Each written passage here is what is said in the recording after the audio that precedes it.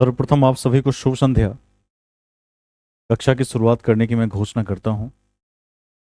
पिछले क्लास में हमने दो उपखंडों को देखा था, जिसमें एक उपखंड था क्षेत्रीय साम्राज्य या क्षेत्रीय राज्य, और दूसरा उपखंड था विजयनगर और बहमनी। इसके साथ ही हमने सल्तनत युग से जुड़े हुए लगभग 40 से 45 प्रश्नों का अभ्यास किया था, और यदि तीनों खंडों को हम जोड़ दें तो कुल प्रश्नों की संख्या 80 से 90 रही होगी। इस अभ्यास के माध्यम से हमने यह देखा कि किन क्षेत्रों में हमारी पकड़ कमजोर है और कहाँ हमारी स्ट्रेंथ क्या है, मजबूत स्थिति में है। आगे चलेंगे। आपने देखा होगा कि कॉपी को यदि ठीक से रिवाइज किया जाए, अधिकांश तथ्य कॉपी के सीमा के अधीन ही आते हैं, और जितना मैं आप तक पहुंचा देता हूं, आप सिविल सेवा की परीक्षा में भी बैठेंगे तो भी कोई दिक्कत नहीं होती। ध्यान रखेंगे। आज का टॉपिक था सूफी और भक्ति आंदोलन, या भक्ति और सूफी। उसको हम लोग आगे बढ़ाएंगे।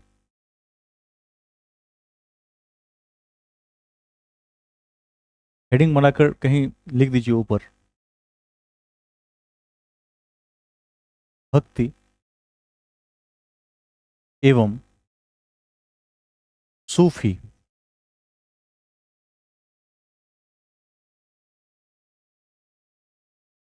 सूफी आंदोलन, यह आज का टॉपिक रहेगा।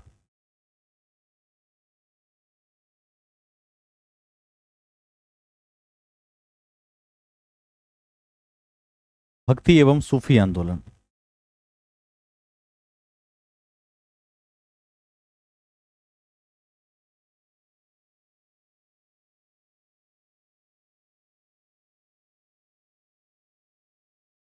शुरुआत करने से पहले यह समझ लेते हैं कि आखिर बीच बीच में इस तरह के आंदोलन क्यों शुरू हुए थे। जैसे आपने देखा कि वैदिक सभ्यता का जब पतन हुआ तो बौद्ध और जैन के रूप में दो नवीन धर्मों का उदय हुआ था। मैंने बताया था कि जब उत्तर वैदिक काल में सभ्यता अधोगति की ओर जा रही थी, तो उस समय समाज के वंचित वर्गों और महिलाओं को न्याय दिलाने के लिए दो राजकुमारों ने नए नए धर्म का सृजन किया और सामाजिक न्याय की स्थापना की थी। इससे हम सभी वाकिफ हैं। अब अगला प्रश्न आप ही लोगों से रहेगा कि सल्तनत काल के उत्तरार्ध में और मुगल काल के पूर्वार्ध के समय में भक्ति और सूफी को लाने की क्या जरूरत पड़ी थी। जिन लोगों ने लाया उन्होंने क्या सोचा था। जो जवाब देना चाहेंगे वो हाथ रेज करें, हैंड रेज करें।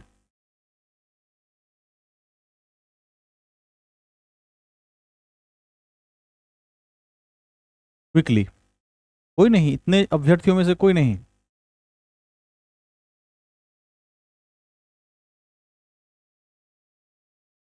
भक्ति और सूफी क्यों लाया गया?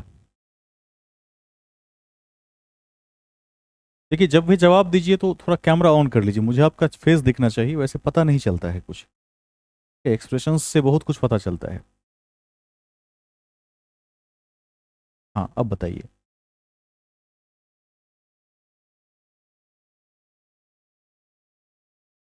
तो क्या आपको नहीं लगता, आपको लगता है कि लोग धर्म के प्रति जागरूक नहीं थे इस समय?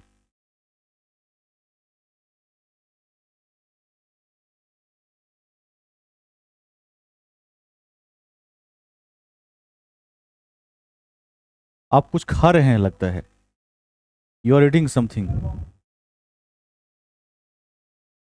खराश हो गई है। ठीक है। और कोई?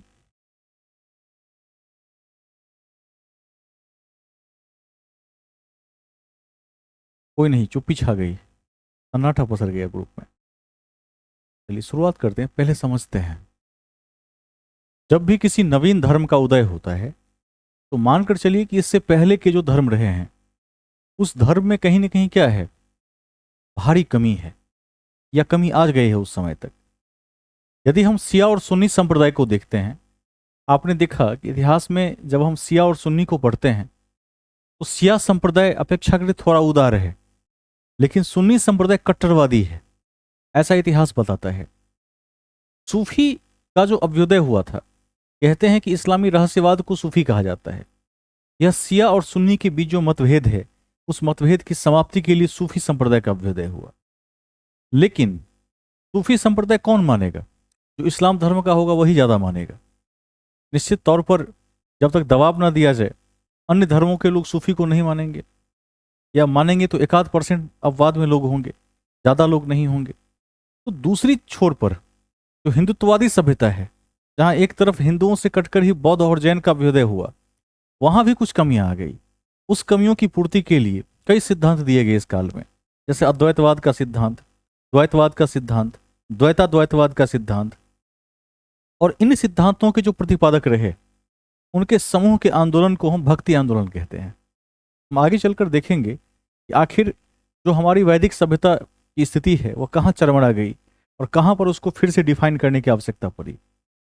मैंने पहले ही बता दिया है कि जब भी कोई धर्म अपने विघटन की स्थिति में होता है, पतन की स्थिति में होता है, तो वहीं पर नए धर्म गुरुओं को अवसर मिलता है कि वो नए धर्म का सृजन करें और समाज में फिर से क्या करें, एक धार्मिक समाजवाद की स्थापना करें। ध्यान रखिएगा, कुछ पॉइंट्स लिखते हैं और समझ समझ कर पढ़ेंगे, बड़ा चैप्टर है। देखिए, फर्स्ट पॉइंट लिखिए, भक्ति और सूफी आंदोलन का मुख्य उद्देश्य, भक्ति और सूफी आंदोलन का मुख्य उद्देश्य, मुख्य उद्देश्य क्या था? ये आगे लिखना चाहें तो क्या लिखेंगे? अब जल्दी से कोई जवाब दें।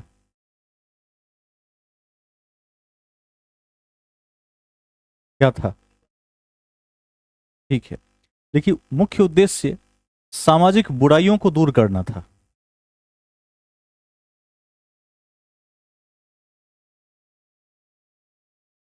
सामाजिक बुराइयों को दूर करना था, दूर करना था। नोट में लिख दीजिए, नोट में लिख दीजिए, इस्लाम की कट्टरता के विरुद्ध,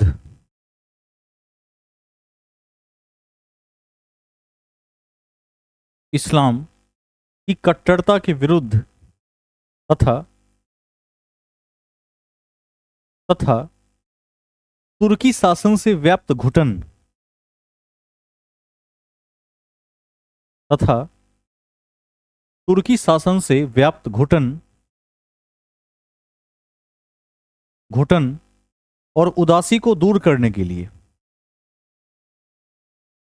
और उदासी को दूर करने के लिए, दूर करने के लिए सूफी संप्रदाय का अभ्युदय हुआ था।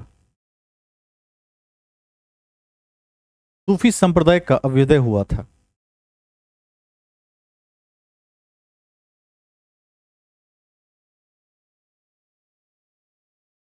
ठीक है, ध्यान रखेंगे इसे, पूरा लाइन पढ़िए एक बार, कहां से छोटा है। संप्रदाय का अभ्युदय हुआ। ठीक है, आगे चलते हैं। अब ध्यान रखेंगे एक चीज, तुर्की शासन से व्याप्त जो घुटन था उसको दूर करने के लिए हुआ था। कुल मिलाकर यह ध्यान रखिए कि सूफी का उद्देश्य क्या था। सूफी का उद्देश्य था कि इस्लाम को लोग कट्टर धर्म समझ रहे थे, तो समाज में इस्लाम एक उदार धर्म के रूप में स्थापित हो, इसी के लिए सूफी संप्रदाय की स्थापना हुई। लेकिन भक्ति और सूफी पैरेलल चल रहे थे, और इनकी सबसे खास बात यह है, भक्ति और सूफी में से दोनों आंदोलनों को कोई राजनीतिक संरक्षण नहीं मिला, और न ही इससे कोई राजनीतिक विचलन उत्पन्न हुआ। इसको भी ध्यान में रखना है। मैं उम्मीद करता हूं कि आप मेरी बात समझ पा रहे होंगे। कितने लोगों ने नहीं समझा वो हाथ खड़े करें। जिन लोगों ने नहीं समझा, एक बार पुनः बता देता हूं। पहला तथ्य मैंने बताया कि सूफी और भक्ति आंदोलन को कोई राजकीय संरक्षण नहीं मिला था, यानी राजा या शासन की ओर से कोई सपोर्ट नहीं मिला था कि आप कीजिए, स्पॉन्सरशिप नहीं था वहां पर, भाई कुछ पैसा दे दिया संतों को कि आप प्रचार कीजिए, ऐसा कुछ नहीं था। ठीक है। और कई बार क्या होता है कि किसी धर्म के अभ्युदय से राजनीतिक संरचना पर प्रभाव पड़ता है, राजनीतिक संरचना का विघटन हो जाता है, कई बार दबाव पड़ता है। इससे ऐसा भी नहीं हुआ। ठीक है, ध्यान रखेंगे। क्या इस पॉइंट को आप लिखना चाहेंगे, याद रह जाएगा? नोट में लिख लीजिए इसको। लिखिए, भक्ति और सूफी आंदोलन को, भक्ति और सूफी आंदोलन को, आंदोलन को ना तो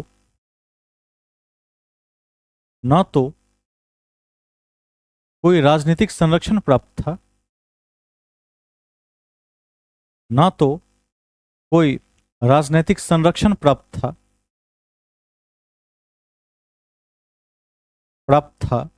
और ना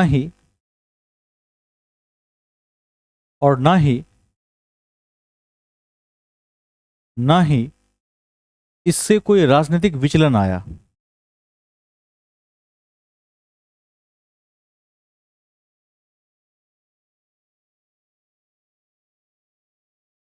ठीक है,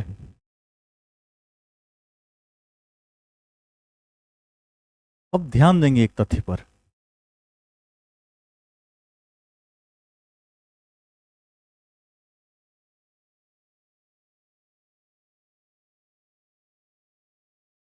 यदि हम सूफी की चर्चा करेंगे, इसे दो चरणों में बांटकर हम देख सकते हैं।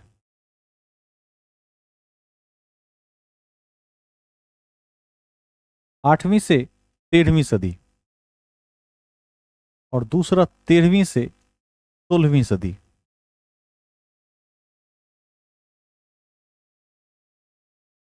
ठीक है, इसको नीचे लिख दीजिए। सूफी को हम दो पार्ट्स में बांटकर देख सकते हैं, 8 से 13वीं और 13वीं से 16वीं सदी तक।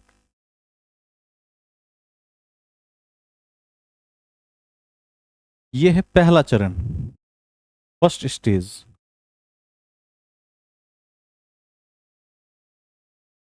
और यह है सेकेंड स्टेज।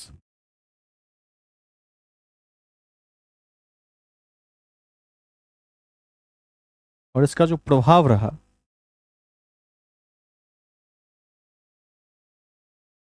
संपूर्ण उत्तर भारत पर रहा।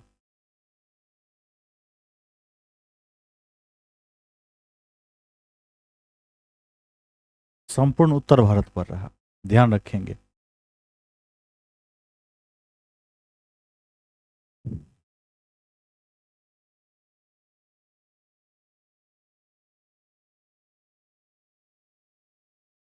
ठीक है, संपूर्ण उत्तर भारत पर रहा।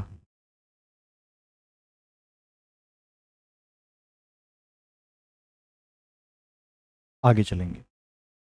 अभी आपसे पूछा जा सकता है कि सूफी का पहला चरण कहां से कहां तक रहा। तो पहला चरण रहा कहां से कहां तक, 8वीं से 13वीं, और दूसरा चरण रहा 13वीं से 16वीं तक। इस तथ्य को ध्यान में रखेंगे। ठीक है, आगे चलते हैं। नेक्स्ट पॉइंट लिखिए, इसी कड़ी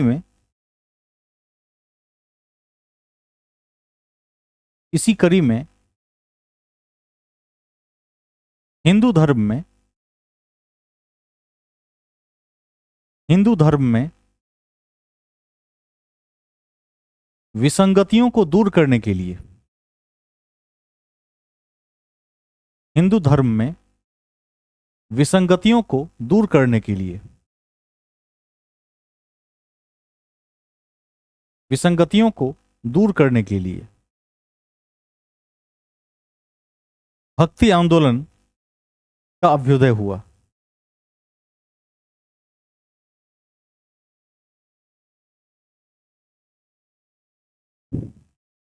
ठीक है,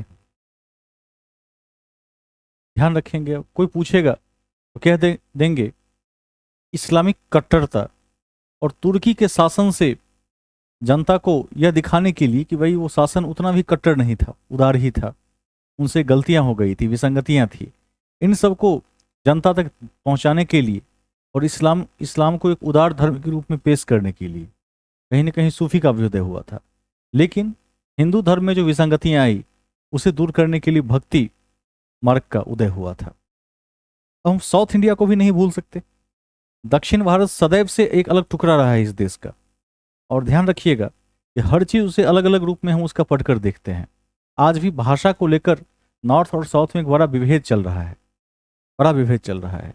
हिंदी को वे आज भी राजभाषा मानने को भी तैयार नहीं है। तो शासन के दृष्टिकोण से हो, उपलब्धियों के दृष्टिकोण से हो, भाषा के रूप में हो या धर्म के रूप में हो, उत्तर और दक्षिण भारत में एक वो रहा है, दीवार रही है सब दिन, आज भी है। उस समय दक्षिण भारत में अलवार और नयनार की बड़ी चलती थी। अब नायनार कौन थे? उनका संबंध शैव धर्म से था। और अलवार का संबंध किससे था? विष्णु की उपासना से था, वैष्णव थे। इसको भी लिख दीजिए। लिखिए, ध्यान रखें कि दक्षिण भारत में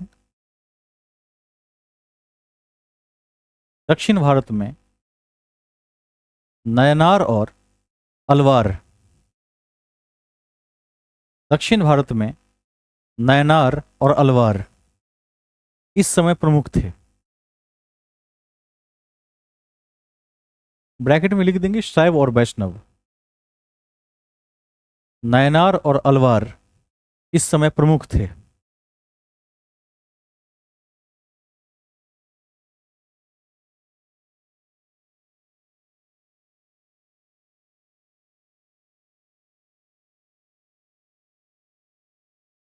ठीक है,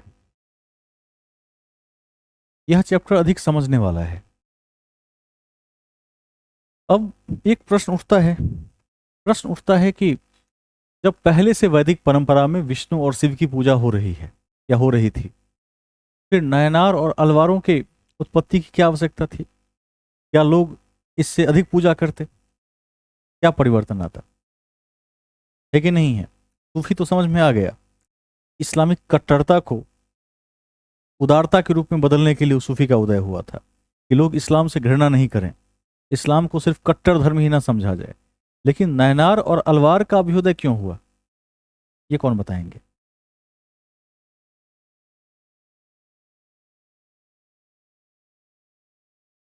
भाषा को लेकर तो अभी स्थिति खराब है, लेकिन अभी हम धर्म में हैं।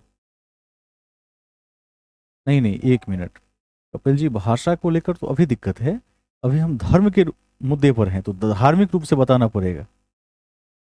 उस समय तो भाषा की उतनी दिक्कत नहीं थी कि तमिल थे, यहाँ पर संस्कृत थे या हिंदी वगैरह जो भी। लेकिन अभी हम धर्म में हैं, तो धार्मिक आधार पर उत्तर देना होगा आपको। कुछ तो रहा होगा।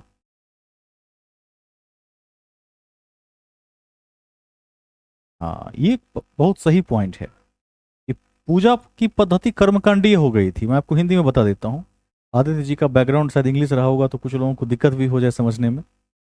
ठीक है, आदित्य जी मैंने सही बताया कि नहीं बताया? हिंदी सही बताया? थोड़ा थोड़ा समझ जाते हैं।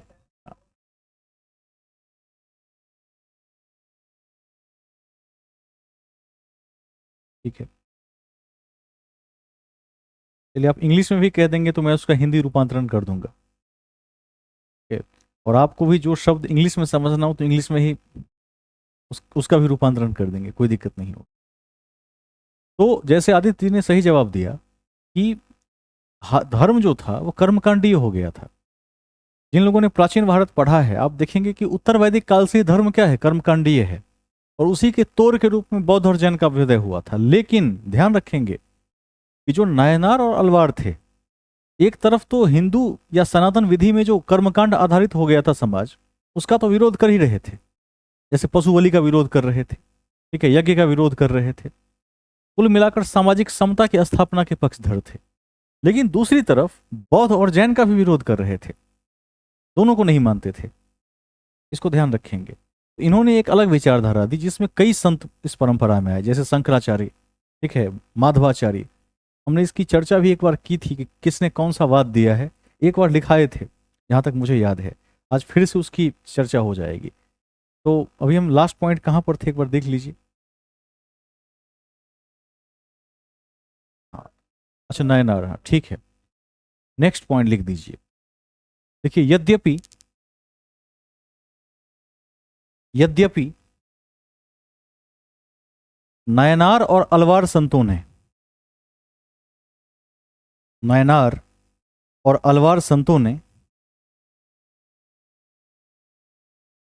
अलवार संतों ने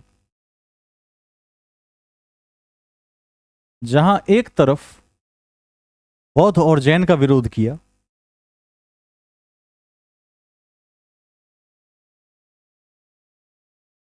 जहां एक तरफ बौद्ध और जैन का विरोध किया, बौद्ध और जैन का विरोध किया, वहीं दूसरी ओर वहीं दूसरी ओर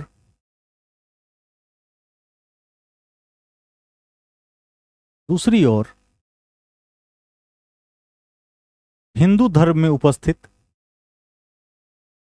अंधविश्वासों और कर्मकांडों की निंदा की। दूसरी ओर हिंदू धर्म में उपस्थित अंधविश्वासों और कर्मकांडों की निंदा की।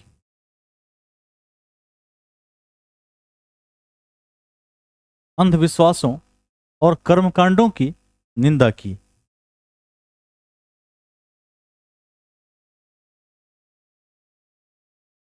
ठीक है, एक लाइन ऐड कर दीजिए उसी में।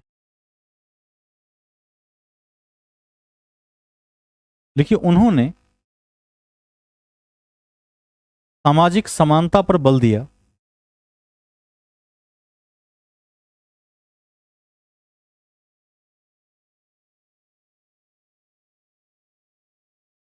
एवं एवं जाति और धर्म का विरोध करते हुए एवं जाति और धर्म का विरोध करते हुए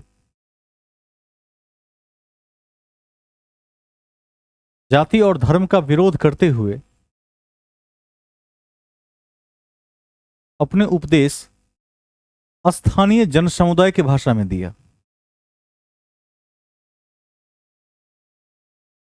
अपना उपदेश स्थानीय जन समुदाय के भाषा में दिया। स्थानीय जन समुदाय के भाषा में दिया। ठीक है, अब आप एकदम स्पष्ट हो गए होंगे कि इन दोनों धर्मों का अभ्युदय क्यों हुआ। सूफी का तो सिर्फ इसलिए हुआ कि इस्लामी कट्टरता को दूर करके शिया और सुन्नी के मध्य के मतभेद को समाप्त करना चाहता था। लेकिन भक्ति आंदोलन का अभ्युदय इसलिए हुआ कि बौद्ध, जैन और उस समय के हिंदू धर्म में जो सनातन धर्म में जो विसंगतियां थी उसको दूर करने के लिए हुआ था।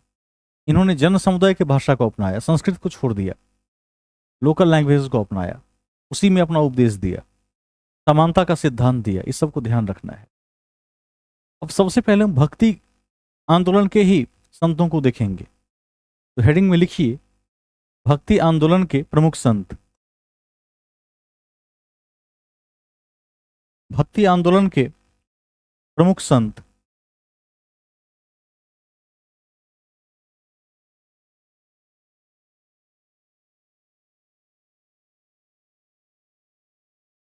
प्रमुख संत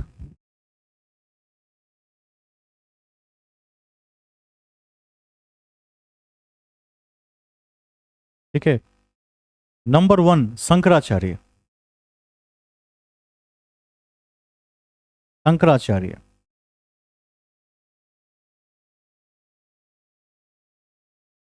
शॉर्ट में लिखिए क्योंकि बहुत बड़ा चैप्टर हो जाएगा। पॉइंट बना बना के लिखिए। प्रथम संत थे किसके? भक्ति आंदोलन के। शॉर्ट में लिख दीजिए प्रथम संत थे। प्रथम संत थे। पूछ सकता है कभी आपसे कि भक्ति आंदोलन के प्रथम संत कौन थे? उत्तर होगा शंकराचार्य। बहुत चर्चित हैं, विद्वान थे। नीचे लिखिए जन्म। जन्म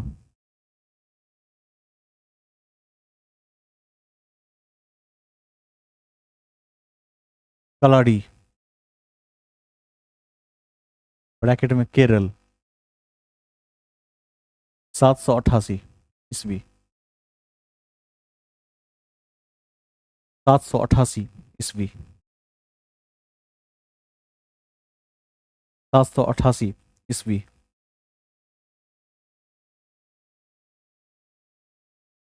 तीसरा पॉइंट वेरी वेरी इंपॉर्टेंट करके लिखेंगे, वीवीए करके लिखेंगे। अद्वैतवाद का सिद्धांत दिया। यह परीक्षा में बार बार पूछा गया है।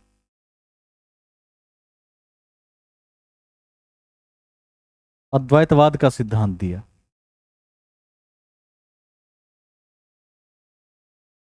अद्वैतवाद का सिद्धांत दिया।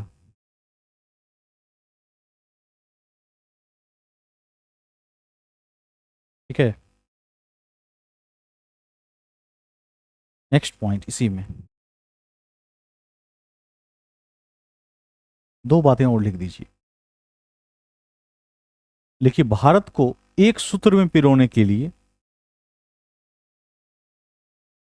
भारत को एक सूत्र में पिरोने के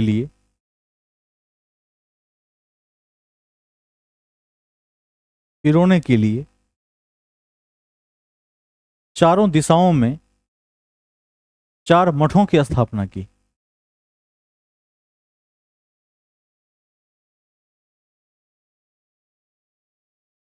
ठीक है, आज भी हैं वो मठ, कभी नहीं भूलिएगा।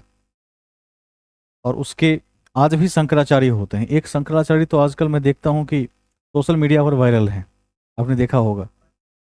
हाँ, बिल्कुल। तो देखते रहिएगा, शंकराचार्य अभी भी शंकराचार्य होते हैं, वो पद है एक वहां पर। और उस पोस्ट पर एक शंकराचार्य के रिटायर्ड होने के बाद दूसरे शंकराचार्य की नियुक्ति होती है। अब चारों का नाम जरूर लिख लीजिए, 3 कॉलम बना लीजिए।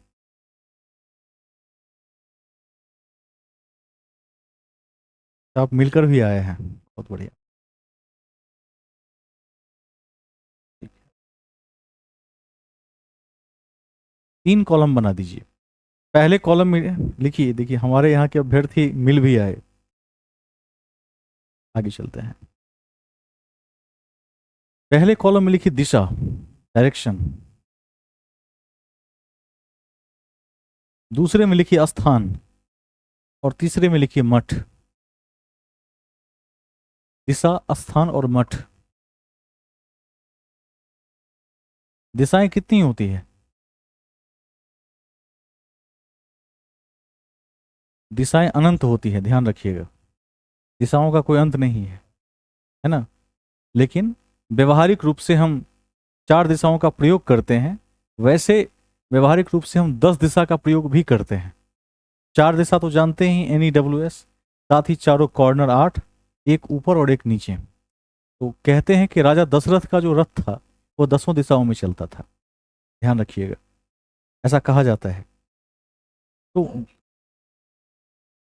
नहीं, मिट्टी के नीचे नितल का मतलब हुआ कि जैसे आकाश में है तो नीचे भी आ सकता है, वो हुआ नीचे। और जमीन पर है तो ऊपर भी जा सकता है। ठीक है, तो 10 दिशाओं में चलता था ऐसा कहा जाता है, और चर्चा भी है पुराणों में इस चीज की। आगे चलते हैं। हमने 3 कॉलम बना लिया है। सबसे पहले कॉलम में लिखिए उत्तर। उत्तर, उत्तर का जो मठ है वो कहां पर है? बहुत चर्चित है, बद्रीनाथ। बद्रीनाथ। और मठ का नाम लिखिए ज्योतिर्मठ। ज्योतिर्मठ।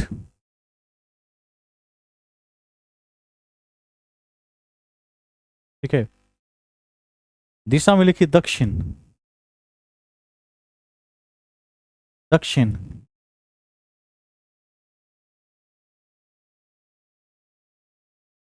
श्रृंगेरी। श्रृंगेरी। और मठ में श्रृंगेरी मठ।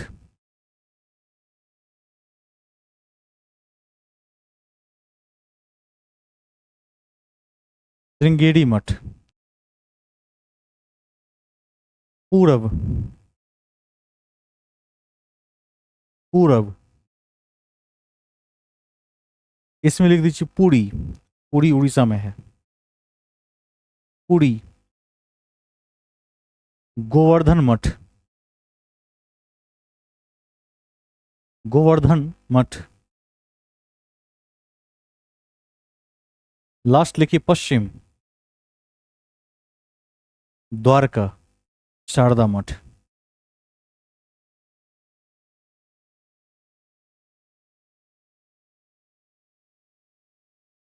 ठीक है, ध्यान रखिएगा कि मात्र 32 वर्ष की आयु में 820 ईस्वी में इनकी मृत्यु केदारनाथ में हो गई थी, शंकराचार्य की। इसको भी लिख दीजिए लास्ट पॉइंट में। देखिए सन 820 में, सन 820 में 32 वर्ष की आयु में, 32 वर्ष की आयु में केदारनाथ में शंकराचार्य की मृत्यु हो गई।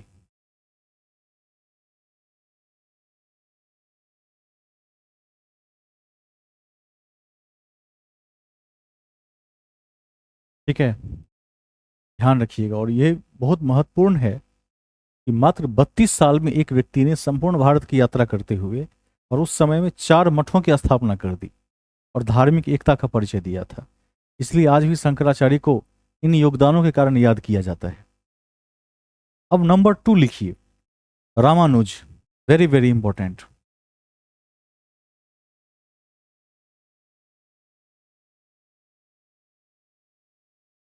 रामानुज, रामानुज। Okay, अब इनके विषय में जान लेते हैं। ये 12वीं शताब्दी के एक मुख्य संत थे और विशिष्टाद्वैतवाद दिया था, जिसको आप परीक्षा के दृष्टिकोण से ध्यान रखेंगे। ठीक है, लिख दीजिए पहला पॉइंट। 12वीं शताब्दी में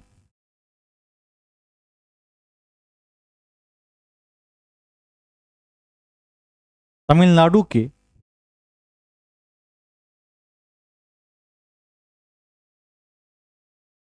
तमिलनाडु के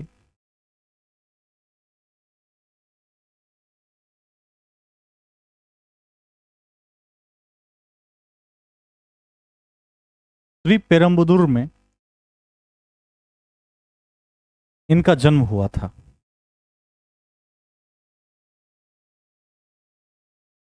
तमिलनाडु के श्री पेरम्बदूर में इनका जन्म हुआ था।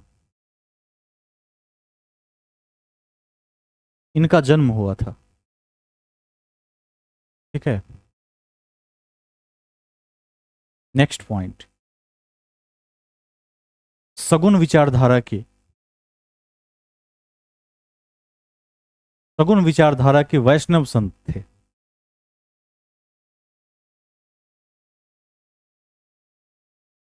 सगुन विचारधारा के वैष्णव संत थे।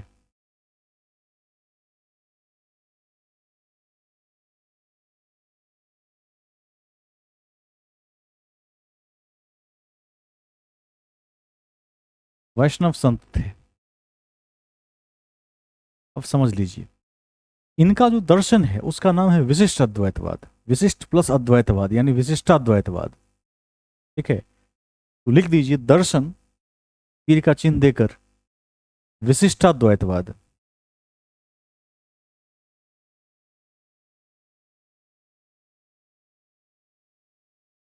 ठीक है, ध्यान रखेंगे। अद्वैतवाद समझते हैं कि नहीं? अद्वैतवाद क्या होता है? अद्वैतवाद किसे कहते हैं?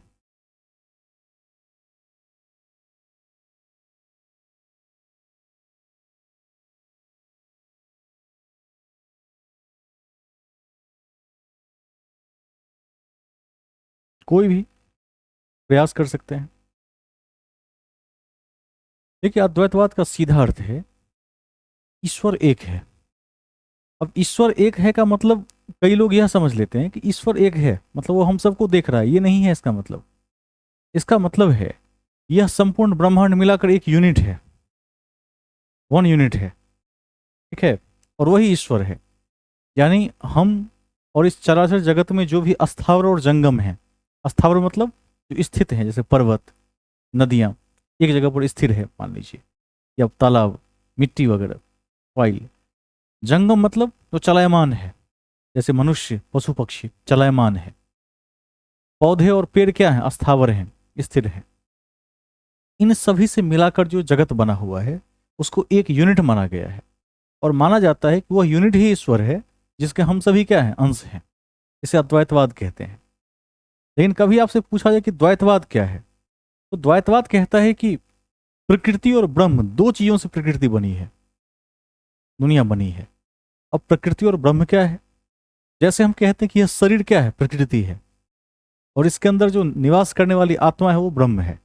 तो कहते हैं कि प्रकृति अस्थाई है और ब्रह्म के माध्यम से चलायमान है, यानी मेरे होने से दुनिया है।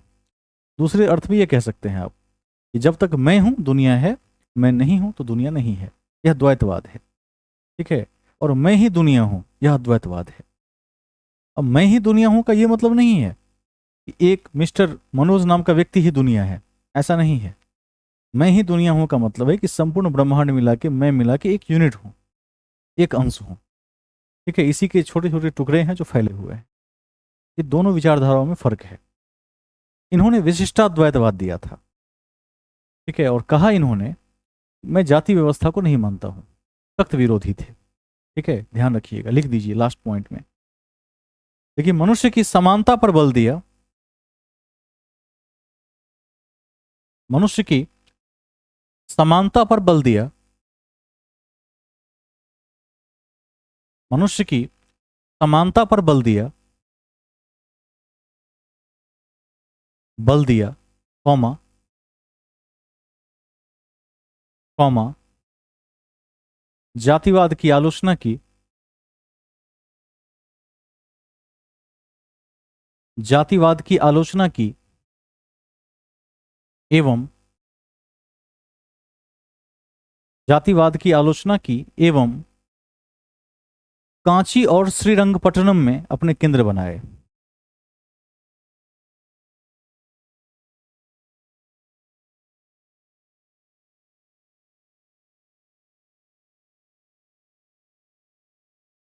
ठीक है।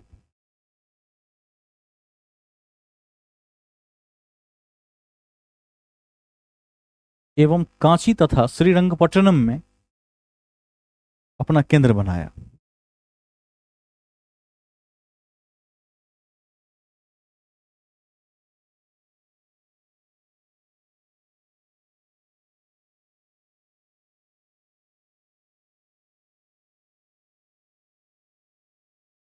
ठीक है, आगे चलते हैं। अब तीसरे प्रमुख संत का नाम लिखिए, नंबर 3 में Madhvacharya. Madhvacharya,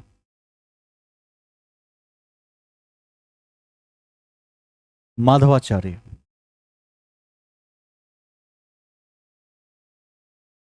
very very important. शुरू के 3 अत्यंत महत्वपूर्ण हैं, ठीक है। चौथा जो लिखाएंगे रामानंद, वो भी महत्वपूर्ण होगा, और कबीर भी।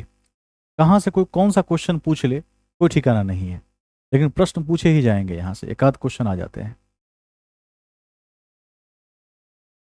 अभी तक जो हमने पढ़ा, हमने देखा कि शंकराचार्य ने अद्वैतवाद दिया कि संपूर्ण ब्रह्मांड मिलाकर एक यूनिट है, हम सभी इसके अंश हैं, ठीक है। आत्मा और परमात्मा अलग अलग नहीं है, एक है सब। लेकिन जब हम आगे चलते हैं और आगे चलने के बाद रामानुज को देखते हैं, तो रामानुज ने क्या कहा? विशिष्ट अद्वैतवाद दिया। अद्वैतवाद में ही कुछ और चीजें जोड़ दी उन्होंने, ठीक है। और वो किस धारा के संत थे? सगुण धारा के वैष्णव संत थे। क्या थे? सगुण धारा के वैष्णव संत थे। लेकिन जब माधवाचार्य का अभ्युदय हुआ, तो माधवाचार्य ने कहा कि ऊपर के दोनों संत क्या हैं? बेवकूफ हैं, उन्हें कुछ नहीं पता है दुनिया के बारे में, सिर्फ मैं जानता हूं। ध्यान रखेंगे, इन्होंने कहा कि ना द्वैतवाद अद्वैतवाद सही है, ना विशिष्टाद्वैतवाद सही है, सब गलत है। एक ही विचारधारा सही है, और वो क्या है? द्वैताद्वैतवाद, ठीक है। ध्यान रखिएगा, द्वैतवाद, द्वैताद्वैतवाद किसी और ने दिया, द्वैतवाद, अद्वैत, विशिष्टाद्वैत और द्वैतवाद, इन्होंने 2 का सिद्धांत दिया। ध्यान रखेंगे, कहा कि ऊपर के दोनों सिद्धांत को खारिज करो, ठीक है। उसे मानने वालों को कुछ नहीं मिलेगा दुनिया में, जब तक हम द्वैतवाद नहीं समझ पाएंगे। आप समझ पा रहे हैं कक्षा को? और इन्होंने क्या कहा इन्होंने कहा कि आत्मा और परमात्मा बिल्कुल अलग अलग हैं। शंकराचार्य ने कहा था कि नहीं, एक ही है। पहला अंतर हो गया। दूसरा, इन्होंने कहा प्रकृति और ब्रह्म ही आत्मा और परमात्मा है, जो मैंने अभी आपको बताया कि मेरे होने से दुनिया है, यदि मैं नहीं हूं तो मेरे लिए दुनिया नहीं है। यह सिद्धांत इन्होंने दिया, और इनका सिद्धांत धरातल पर खरा भी उतरता हुआ दिखता है। भौतिक जगत के लोग जो सगुण धारा के पूजक हैं वो तुरंत इस सिद्धांत को मान लेंगे, क्योंकि जन समुदाय में उस सिद्धांत की अधिक वैल्यू होगी जो जमीन पर प्रत्यक्षतः अधिक खरा उतरेगा, भले ही उसमें सच्चाई का लेवल जो भी हो। लेकिन वैसे सिद्धांत सर्वमान्य नहीं होंगे जिस सिद्धांत में सूक्ष्मता अधिक होगी।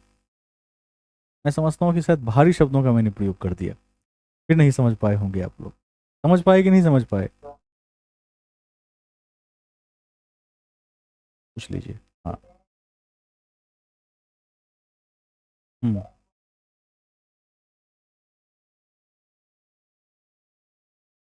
हम्म। हम्म।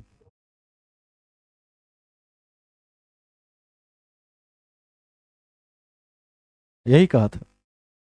ठीक है, मैंने जो समझाया वो आप समझ पाए कि नहीं समझ पाए? समझना जरूरी है इन वादों को, वैसे याद नहीं होगा। अद्वैतवाद का सीधा मतलब है कि इस ब्रह्मांड में जो भी है वो सब मिलाकर एक बॉल है, एक गोला है, एक यूनिट है। पृथ्वी, सूर्य, तारे, मनुष्य, जानवर वगैरह, वायु, जल, ये सब उसके छोटे छोटे टुकड़े हैं, सब मिला के एक बन जाता है, अद्वैतवाद है। ठीक है, मैं ही दुनिया हूं। मैं ही दुनिया हूं मतलब यहां बैठे जो भी अभ्यर्थी हैं वो मैं ही हूं, जो बात कृष्ण ने कही थी एक समय महाभारत में कि मैं ही ब्रह्म हूं। लेकिन बाद में जब विशिष्टाद्वैतवाद आया उसने थोड़ा सा संशोधन किया, वैष्णव सगुण विचारधारा को जोड़ दिया। लेकिन जब माधवाचार्य आए तो क्रांति ला दिया, कहा कि ये दोनों विचारधाराएं अपूर्ण हैं, अपने आप में पूर्ण है ही नहीं। इसलिए पूर्ण नहीं है, इस प्रकृति में दो चीजें हैं, एक तो प्रकृति खुद और दूसरा ब्रह्म है, यानी एक शरीर है तो एक आत्मा है, दोनों मिलाकर दुनिया चलती है। केवल शरीर पड़ा हुआ हो तो उसे मृत कहा जाएगा। ठीक है, और केवल आत्मा भटक रही हो तो उसे भूत कहा जाएगा। ध्यान रखिएगा, यह सिद्धांत दिया था इन्होंने, और इस सिद्धांत को जनता ने काफी हद तक स्वीकार भी किया। लेकिन आगे चलकर इन्होंने और इसकी व्याख्या की, क्योंकि इन्होंने जो व्याख्या की, कहते हैं कि इसी समय भक्ति की जो धारा थी वो दो भाग में रामानंद के समय से ही बंटने लगी थी, सगुण भक्ति और निर्गुण भक्ति। ध्यान रखेंगे, सगुण का क्या अर्थ होता है? सगुण का अर्थ होता है अपने इष्ट की देखते हुए पूजा करना, एक रूप बनाकर पूजा करना। सगुण विचारधारा के भी दो हिस्से हुए, ठीक है, राम भक्ति और कृष्ण भक्ति। आप देखेंगे कि जो सगुण विचारधारा के वैष्णव संत होते हैं वो या तो राम के पूजक होते हैं या कृष्ण के पूजक होते हैं। दो ही विचारधाराएं आपको आज भी मिलेंगी। मूर्ति बनाकर पूजा की जाती है, माना जाता है कि मेरे भगवान ऐसे दिखते थे, उनका यह रूप है। तो जिसका एक रूप हो वो सगुण हुआ। लेकिन इसी का एक ब्रांच है निर्गुण। निर्गुण विचारधारा के संत मानते हैं ईश्वर का कोई आकार ही नहीं है, निराकार है और सर्वव्यापी है, हर जगह उपस्थित है, कण कण में है। इसे कहते हैं निर्गुण। ठीक है, तो आगे चलकर दो विचारधाराएं इसकी भी बन गई थी। ध्यान रखिएगा, जो सगुण के पूजक थे, सगुण के पूजक अवतारवाद को मानते हैं, कहते हैं कि विष्णु के 10 अवतार हैं, जिसमें 9 हो चुके हैं और 10वें के साथ ये दुनिया क्या होगी, समाप्त हो जाएगी, कल की। और ध्यान रखिएगा कि एक मूवी भी है कल की, उसको भी आपको देखना चाहिए। एक्टर में शायद प्रभास हैं या दक्षिण के। हाँ बिल्कुल, वेरी गुड। उसको भी देख लीजिएगा, मैंने कभी देखा है उस समय पे। बिल्कुल है। जयदेव की 10 अवतार स्तुति को भी कभी देखिए, 10 अवतारों की चर्चा जयदेव ने की, याद रख लीजिए इसको। 10 अवतार स्तुति के लेखक जयदेव थे। तो इन विचारधाराओं को जब हम समझते हैं तो द्वैतवाद सबसे अधिक प्राकृतिक लगता है देखने पर इनमें से। अब सत्य क्या है और असत्य क्या है उस पर मैं नहीं हूं, लेकिन इन तीनों के तुलनात्मक रूप से यदि हम अध्ययन को देखें तो द्वैतवाद सबसे अधिक प्रभावी और धरातल के नजदीक दिखता है। तो लिखिए माधवाचार्य में, देखिए इन्होंने इन्होंने शंकराचार्य और रामानुज के विचारों का खंडन किया।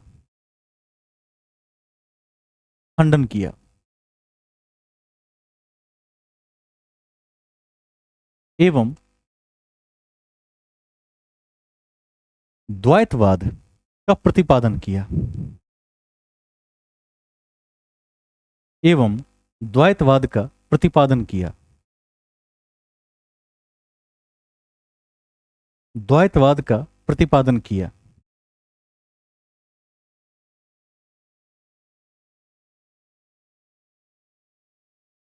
ठीक है, नेक्स्ट पॉइंट, इन्होंने आत्मा और परमात्मा का सिद्धांत दिया। इन्होंने आत्मा और परमात्मा का सिद्धांत दिया। सिद्धांत दिया। इन्होंने आत्मा और परमात्मा का सिद्धांत दिया और लक्ष्मी नारायण की भक्ति को मोक्ष का मार्ग बतलाया। और लक्ष्मी नारायण की भक्ति को मोक्ष का मार्ग बतलाया।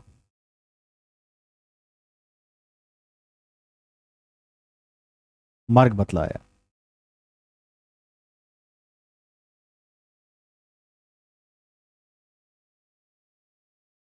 मोक्ष का मार्ग बतलाया।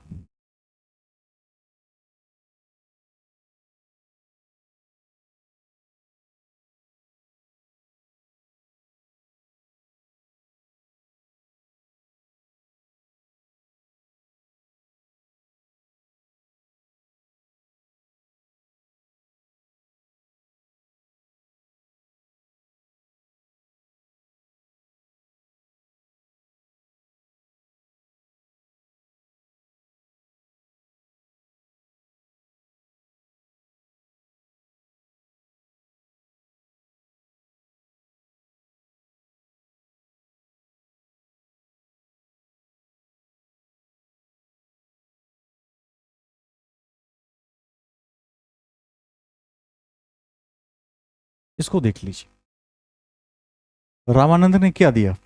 भक्ति आंदोलन दिया। आगे चलकर उसके दो भाग हुए, सगुण और निर्गुण। सगुण के जो पूजक हैं उसके भी दो हिस्से हुए, राम के पूजक और कृष्ण के पूजक। और निर्गुण का क्या है? ईश्वर निराकार है, कोई आकार नहीं है। इसको ऐसे ही बना लीजिए, तेजी में नोट डाउन हो जाएगा और याद भी रहेगा।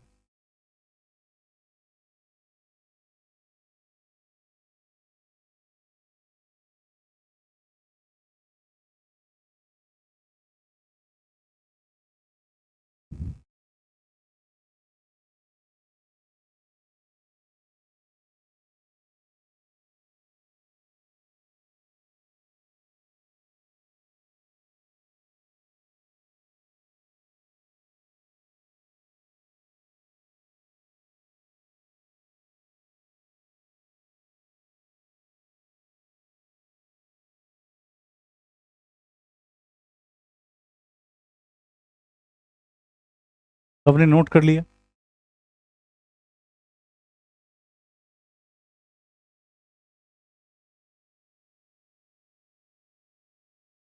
नेक्स्ट लिखिए रामानंद हेडिंग में,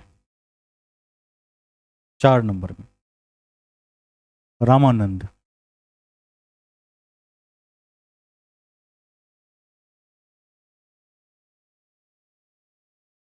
रामानंद।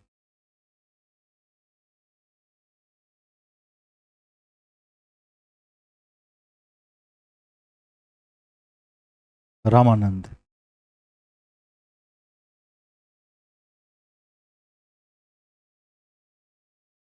लिखिए, इनका जन्म 15वीं सदी में इलाहाबाद में हुआ था।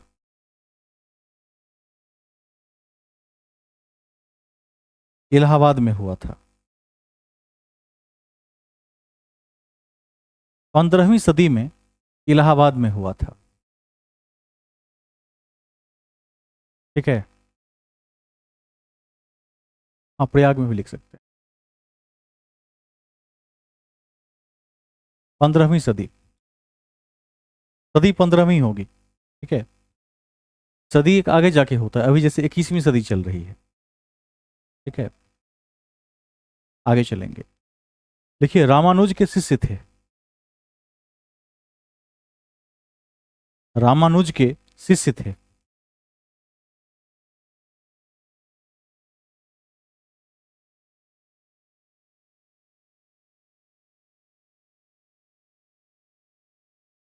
आगे चलते हैं और समझते हैं इनके विषय में, इनकी क्या खास विशेषता रही। कहते हैं कि दक्षिण भारत से, माइक ऑफ है शायद, ऑफ, माइक ऑन है शायद, ऑफ कर लिया जाए एक बार, किन्हीं का ऑन है देख लीजिए। इनके विषय में कहा जाता है, यह ऐसे पहले संत रहे जिसने दक्षिण भारत के भक्ति आंदोलन को उत्तर भारत में लाने का काम किया। ध्यान रखिएगा, सबसे बड़ी बात है। और यह विष्णु के स्थान पर राम के भक्त थे। यह दूसरी महत्वपूर्ण बात है। और तीसरी महत्वपूर्ण बात है कि चारों वर्णों को एक समान माना, जाति व्यवस्था का विरोध किया। तीन बातें इनके विषय में उल्लेखनीय हैं। नेक्स्ट पॉइंट में लिख दीजिए, दक्षिण के भक्ति आंदोलन को उत्तर भारत लाए। दक्षिण के भक्ति आंदोलन को उत्तर भारत लाए।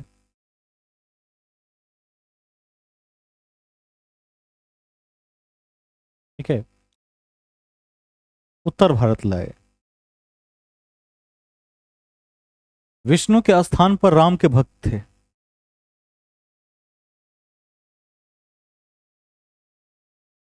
विष्णु के स्थान पर राम के भक्त थे।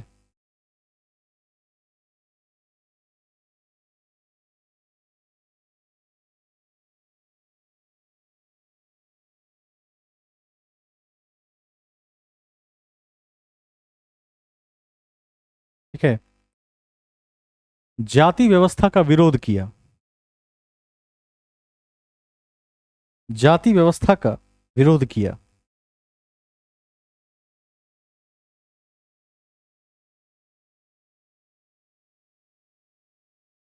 ठीक है, नेक्स्ट पॉइंट लिखिए, मध्य भारत,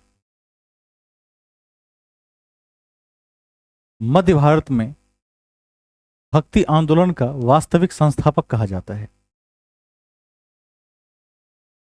मध्य भारत में भक्ति आंदोलन का वास्तविक संस्थापक कहा जाता है। वास्तविक संस्थापक कहा जाता है।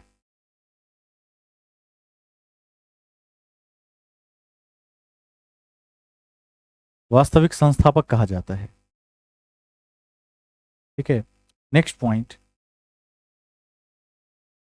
संस्कृत के स्थान पर हिंदी में उपदेश दिया। संस्कृत के स्थान पर हिंदी में उपदेश दिया।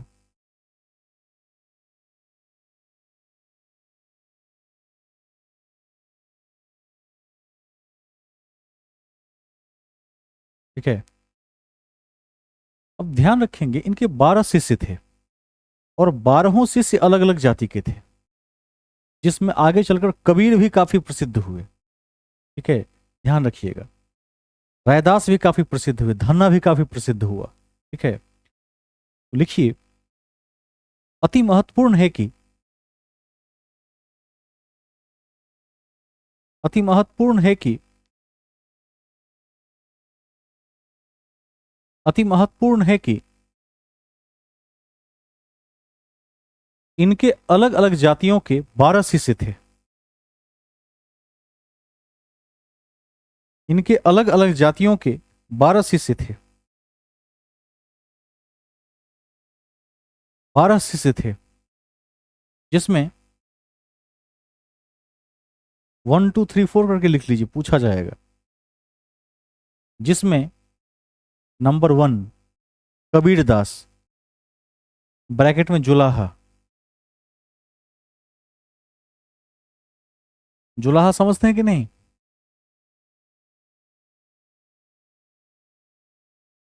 जुलाहा क्या होता है? ये एक प्रोफेशन का नाम है। कौन बताएंगे क्या करते हैं?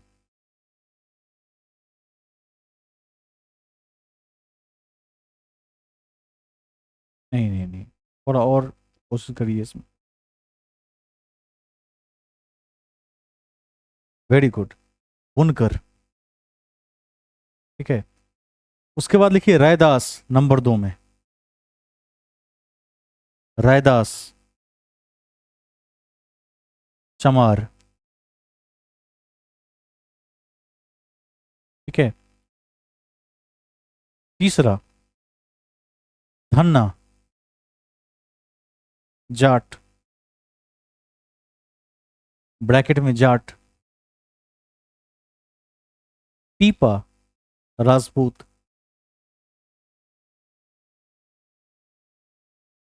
इनकी जातियां पूछी जाती है, इसलिए इसको ध्यान में रखेंगे।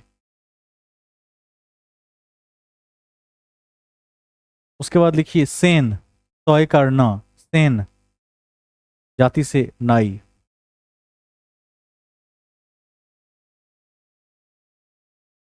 ठीक है। उसके बाद लिखिए अनंतानंद, अनंतानंद,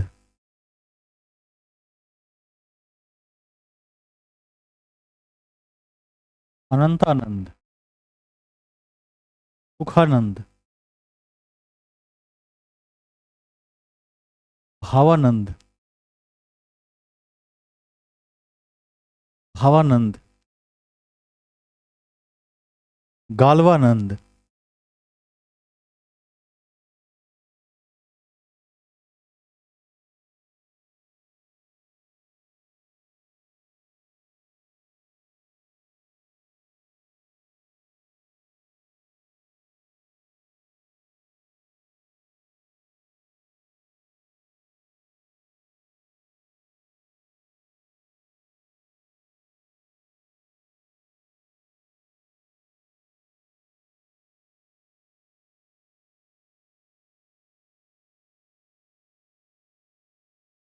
एक और है।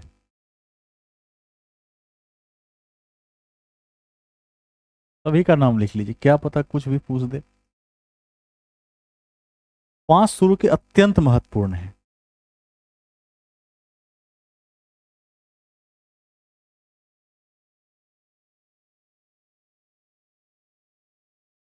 हम्म।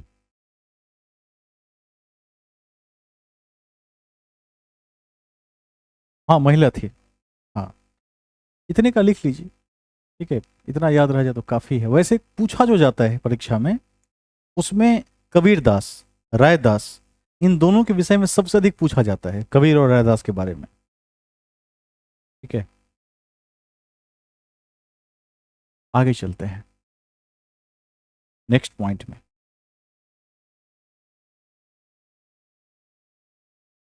11 ही हुआ। एक पद्मावती लिख दीजिए।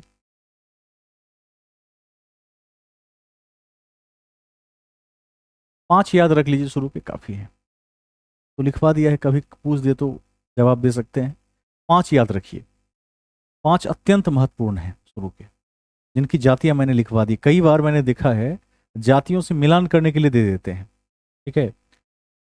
एक बार तो मुझे याद है कि दिल्ली में शायद पुलिस की परीक्षा थी, आज से कुछ साल पहले, या पुलिस की ही परीक्षा थी, सीपीओ की शायद परीक्षा थी।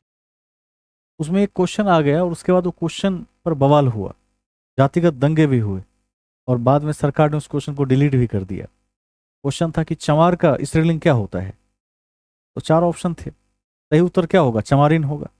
हो सकता है ना।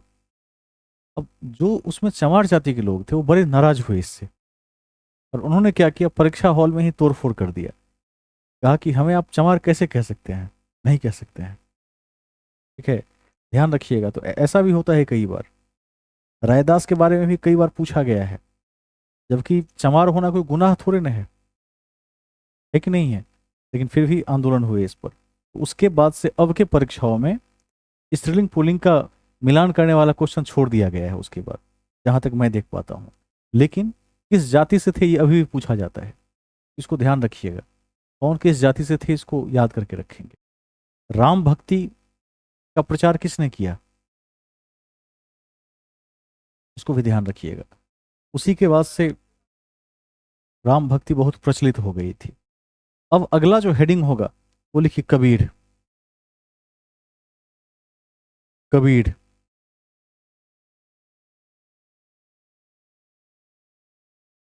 लिखिए सिकंदर लोदी के समकालीन थे।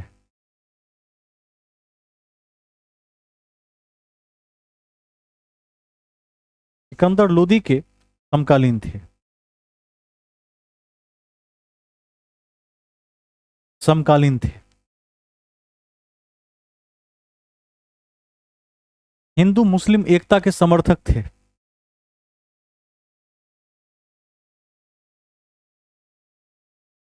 हिंदू मुस्लिम एकता के समर्थक थे।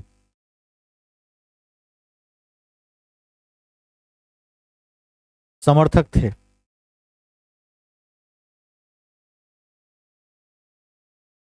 नेक्स्ट, निर्गुण विचारधारा के उपासक थे।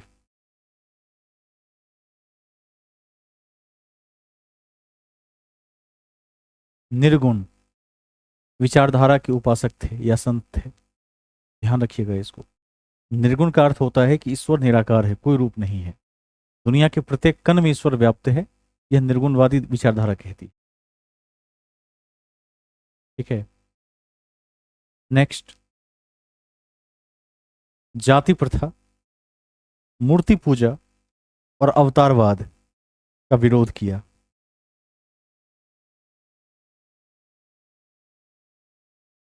जाति प्रथा, मूर्ति पूजा और अवतारवाद का विरोध किया।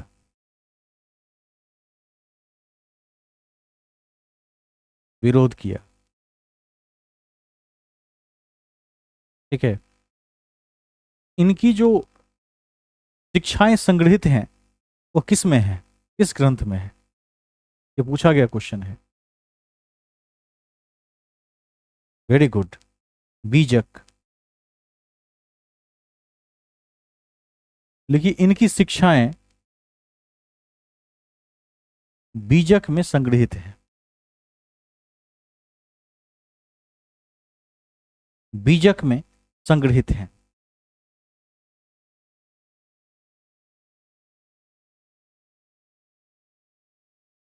बीजक में संग्रहित है।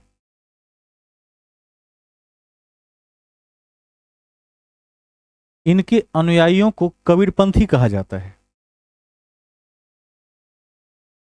इनके अनुयायियों को कबीरपंथी कहा जाता है। कबीरपंथी कहा जाता है।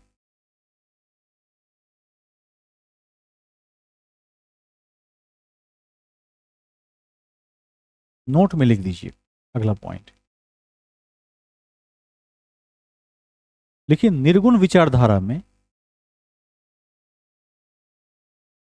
निर्गुण विचारधारा में कबीर पहले संत थे। कबीर पहले संत थे। पहले संत थे जो अंत तक गृहस्थ बने रहे। जो अंत तक गृहस्थ बने रहे। जो अंत तक गृहस्थ बने रहे।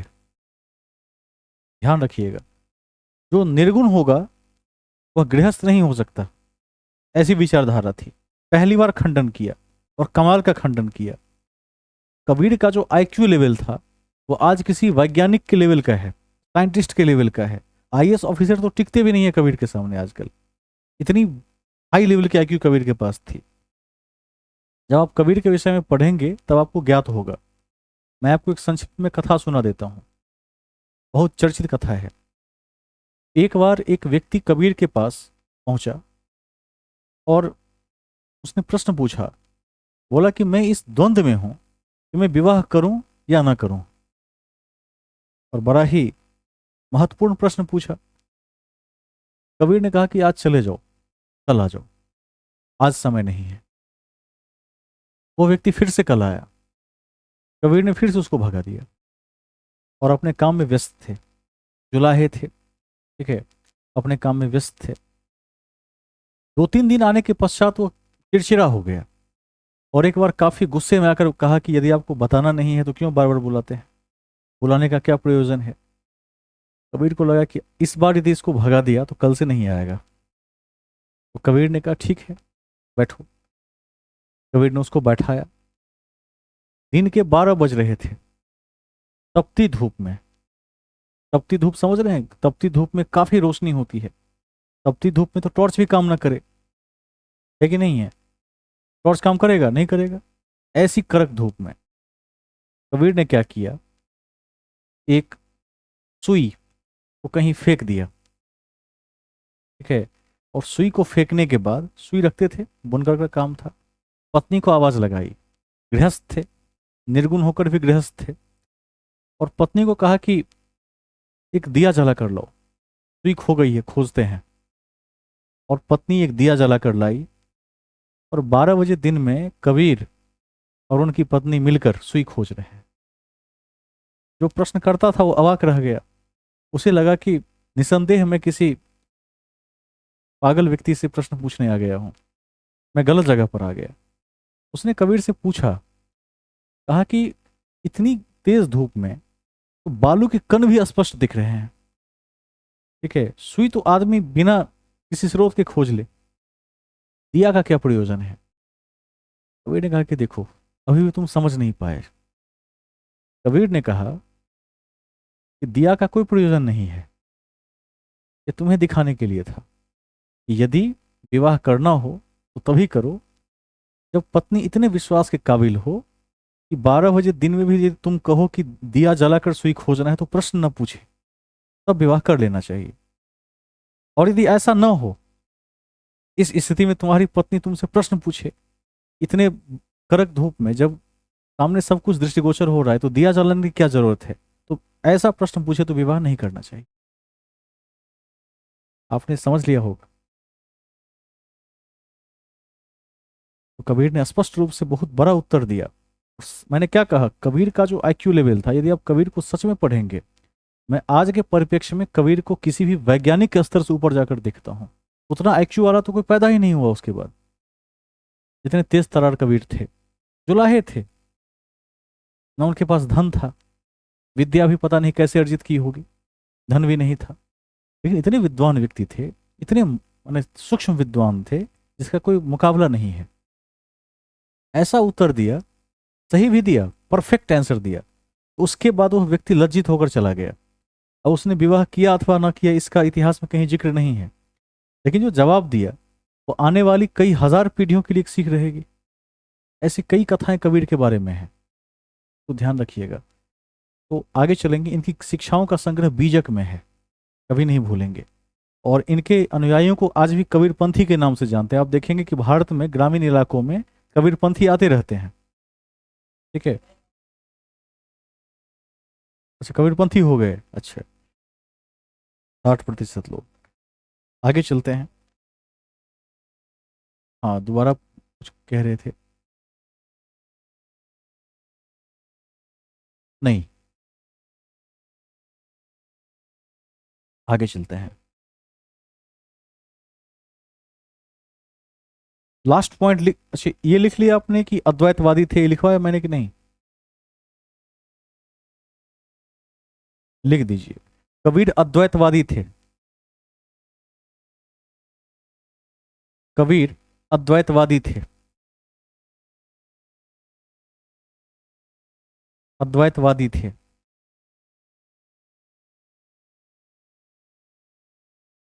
ठीक है।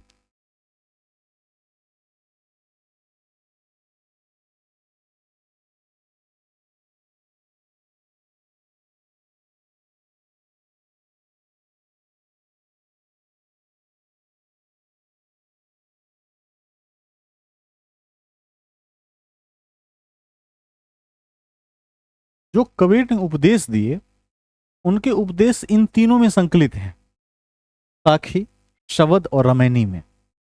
और इन्हें हिंदू और मुस्लिम दोनों बराबर पसंद करते हैं। कोई भी यहां पर यह विभेद नहीं करता है कि हमारा ग्रंथ नहीं है, तुम्हारा है। ठीक है, इसको भी लिख दीजिए। देखिए, कबीर के उपदेश, कबीर के उपदेश, कबीर के उपदेश साखी, कौमा, शबद और रामायणी में वर्णित है। साखी, शबद और रामायणी में वर्णित है।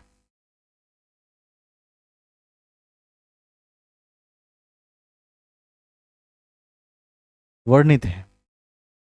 जिन्हें हिंदू और मुसलमान दोनों समान रूप से अपनाते हैं।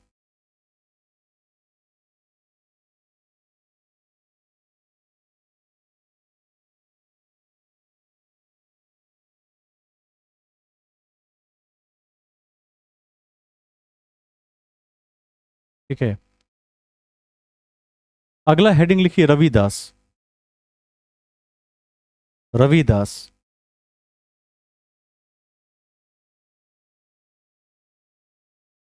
दो बातें लिख दीजिए केवल इसमें।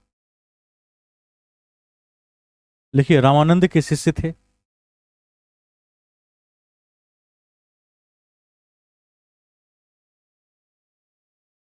रामानंद के शिष्य थे। नेक्स्ट पॉइंट देखिए, गुरु ग्रंथ साहिब, ब्रैकेट में सिखों का ग्रंथ, गुरु ग्रंथ साहिब में इनके भजन संग्रहित हैं। इनके भजन संग्रहित हैं। संग्रहित हैं। नेक्स्ट, गुरु नानक। गुरु नानक,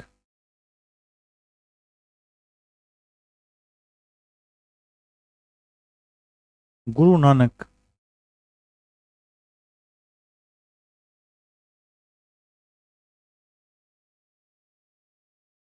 देखिए, जन्म तलवंडी। तलवंडी 1469। 1469 ईस्वी। ननकाना साहब,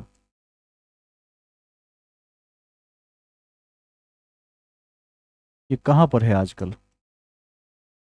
पाकिस्तान में है। ननकाना साहब, पाकिस्तान।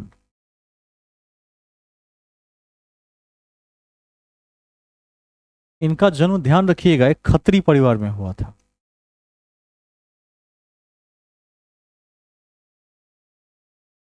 खत्री, खत्री परिवार में हुआ था।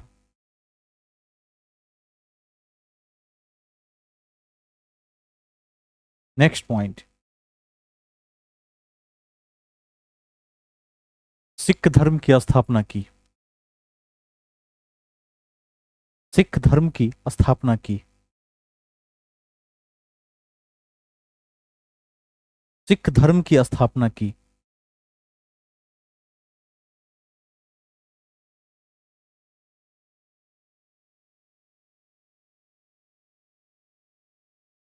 देखिए, प्रिय शिष्य मर्दाना। प्रिय शिष्य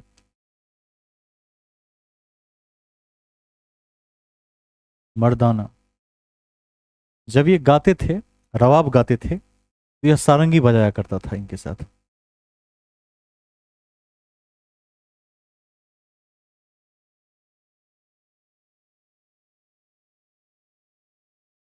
प्रमुख शिष्य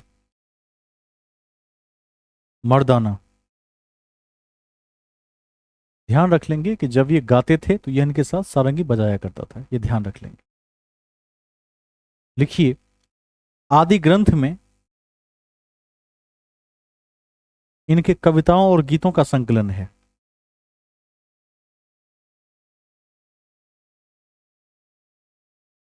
आदि ग्रंथ में इनके कविताओं और गीतों का संकलन है। कविताओं और गीतों का संकलन है। संकलन है। नेक्स्ट, मृत्यु।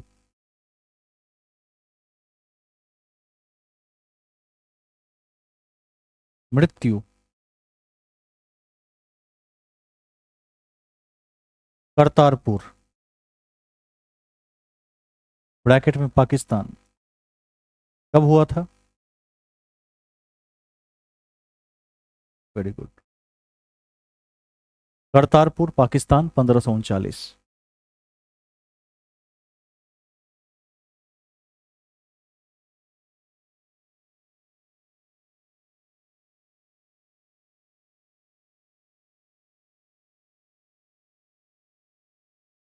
ठीक है,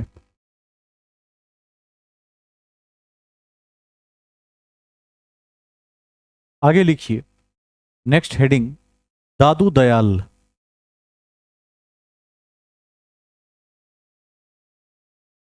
दादू दयाल।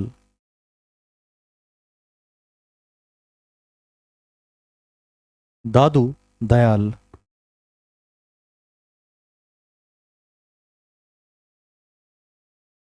देखिए, जन्म अहमदाबाद।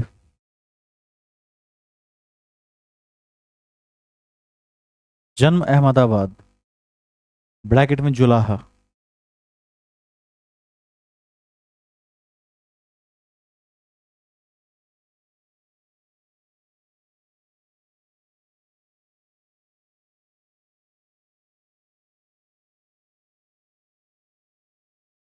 असांप्रदायिक या निपक्ष। असांप्रदायिक या निपक्ष मार्ग की स्थापना की।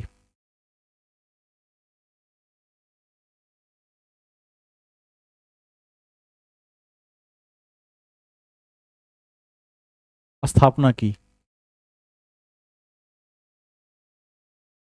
ठीक है, नेक्स्ट पॉइंट देखिए, सूरदास, सुंदरदास और रज्जब।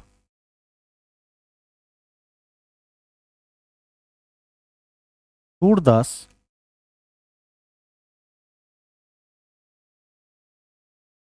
सुंदरदास और रज्जब प्रमुख शिष्य थे। रज्जब प्रमुख शिष्य थे।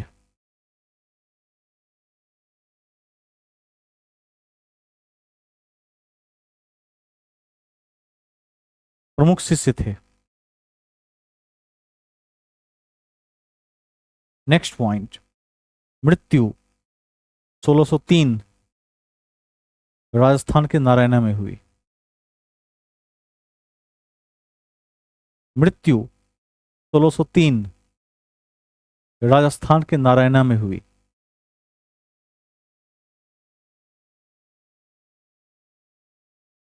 नारायणा में हुई।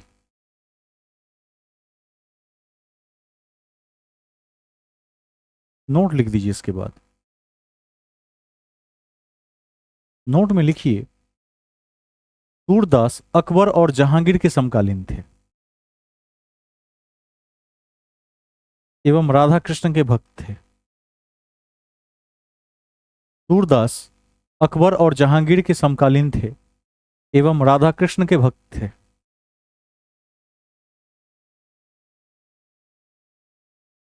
राधा कृष्ण के भक्त थे।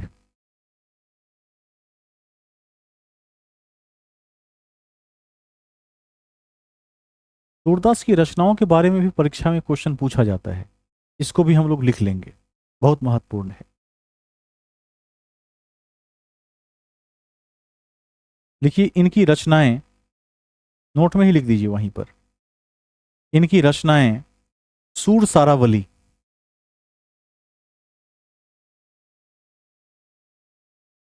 इनकी रचनाएं सूर सारावली, कौमा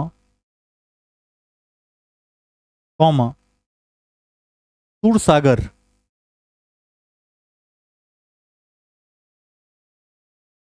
सूर सागर एवं साहित्य लहरी। साहित्य लहरी ब्रजभाषा में है। यह सबसे प्रसिद्ध है, ध्यान रखिएगा। सूरसागर बहुत प्रचलित ग्रंथ है, ब्रजभाषा में है। ब्रजभाषा में है।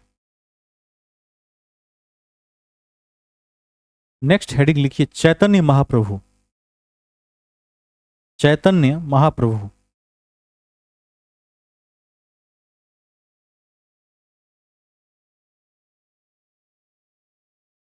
चैतन्य महाप्रभु। इसमें लिखिए जन्म, नदिया या नवद्वीप, पश्चिम बंगाल। जन्म, नदिया या नवद्वीप, पश्चिम बंगाल। 1486।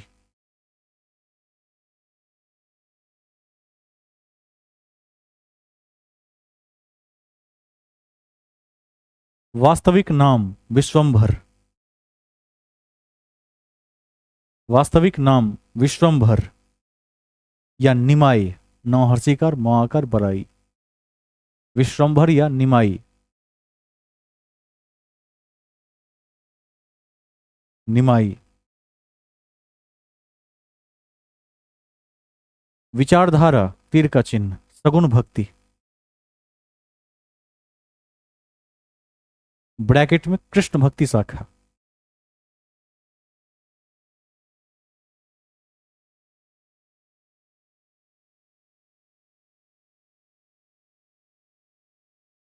कृष्ण भक्ति शाखा, चूंकि हमने लिख लिया था, इस सगुण की भी दो शाखाएं हैं, राम भक्ति और कृष्ण भक्ति, ध्यान रखेंगे।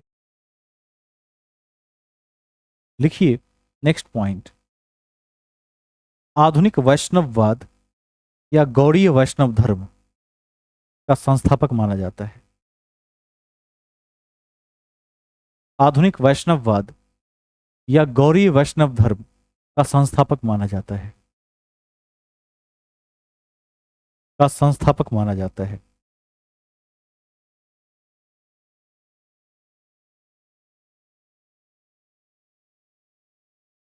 ठीक है, नोट में लिख दीजिए। उनके अनुयायियों को गौरांग महाप्रभु कहा जाता है। गौरांग, गौरांग ऐसे लिखते हैं।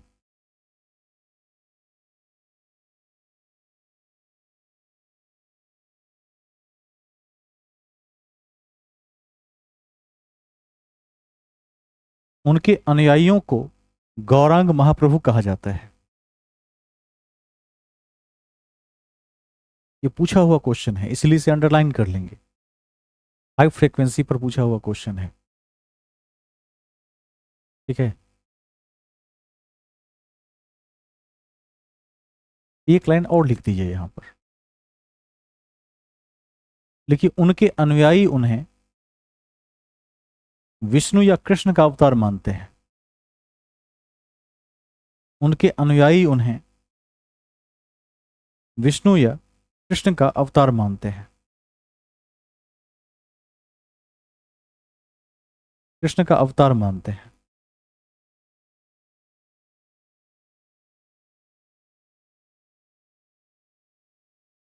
अब हम क्या करेंगे, कुछ प्रवर्तक और संप्रदाय इत्यादि को लिख लेंगे आज, और अगले क्लास में वल्लभाचार्य से शुरू करेंगे और दो तीन मुख्य संतों को देखते हुए बूस्टर फैक्ट्स को लिखेंगे और टेस्ट सीरीज को देखेंगे। तो इसमें आप ऐसा करें कि दो कॉलम बना दें, एक में लिखिए प्रवर्तक, एक में संप्रदाय। प्रवर्तक, एक में संप्रदाय। ये पूछा जा सकता है। इसमें महत्वपूर्ण को मैं टिक लगवा देता हूं, शेष आप पूरे को याद करने की कोशिश करेंगे। प्रवर्तक में लिखिए शंकराचार्य। स्मृति संप्रदाय। स्मृति संप्रदाय।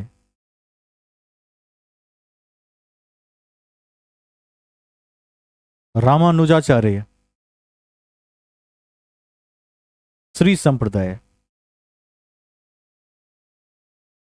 श्री संप्रदाय। श्री संप्रदाय। माधवाचार्य। ब्रह्म संप्रदाय। माधवाचार्य, ब्रह्म संप्रदाय। ब्रह्म संप्रदाय,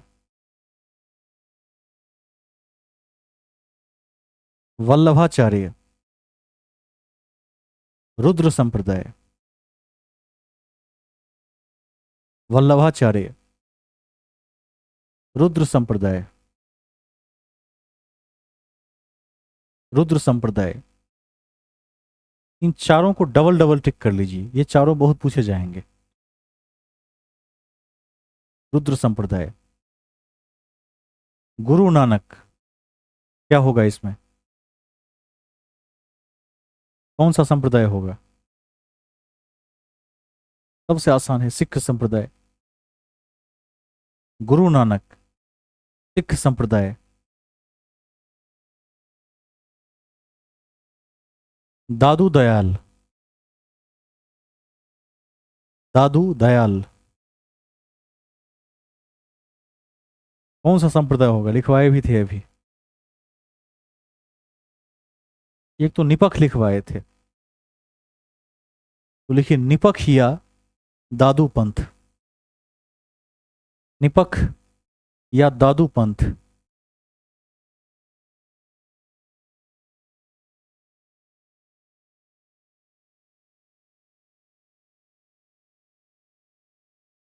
नेक्स्ट लिखिए हित हरवंश, हित हरवंश, राधा बल्लभ संप्रदाय,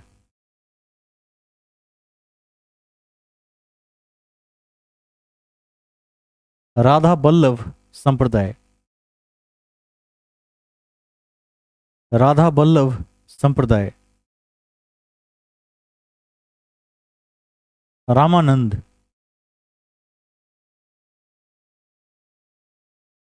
रामानंद, रामवत संप्रदाय, रामवत संप्रदाय।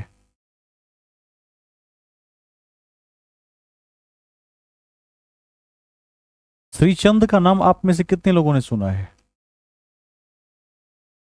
ये कौन थे श्रीचंद? ये थे गुरु नानक के पुत्र, जिसने उदासी संप्रदाय शुरू किया।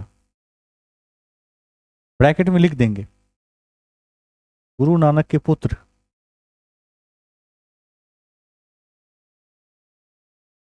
उदासी संप्रदाय। गुरु नानक के पुत्र, उदासी संप्रदाय, उदासी संप्रदाय। नेक्स्ट,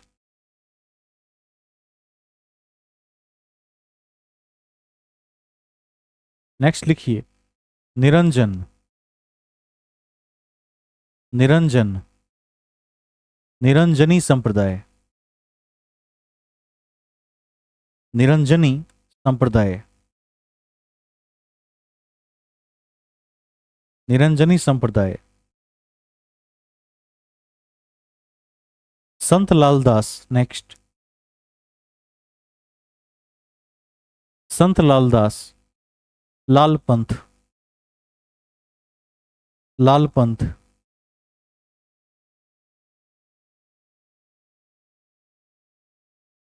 नामदेव,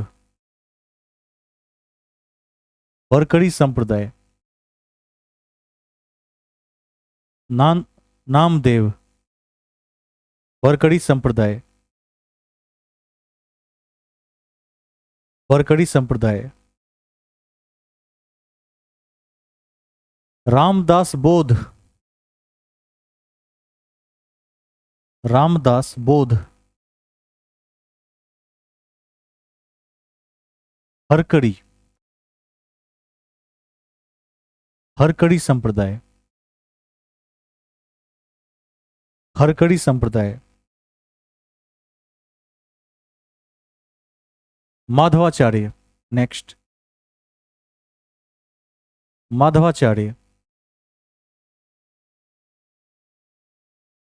माधवाचार्य लिखवा दिया है। अच्छा, ब्रह्म संप्रदाय लिखवा दिया होगा इसके पहले, है ना? हाँ। अच्छा, एक काम कीजिए, जहां ब्रह्म संप्रदाय लिखा है वहीं पर हरियाली संप्रदाय भी लिख दीजिए, साथ साथ, एक साथ हो जाएगा। हरियाली संप्रदाय, दोनों को ध्यान रख लेंगे, ब्रह्म और हरियाली। ठीक है, ब्रह्म भी और हरियाली भी। शंकर देव, शंकर देव एक शरण संप्रदाय। शंकर देव एक शरण संप्रदाय। एक शरण संप्रदाय।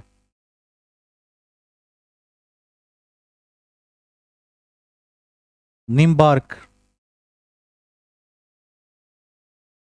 निम्बार्क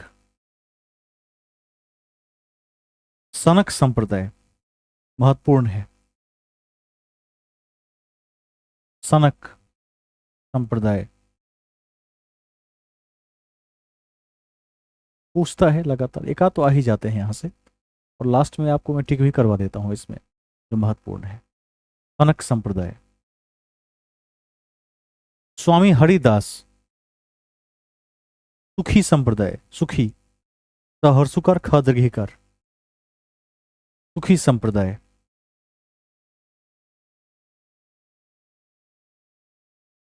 सुखी संप्रदाय।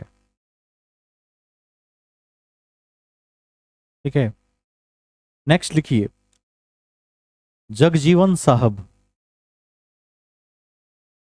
जगजीवन साहब सतनामी संप्रदाय। सतनामी संप्रदाय।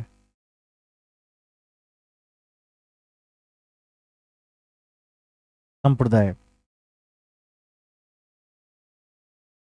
चंडीदास।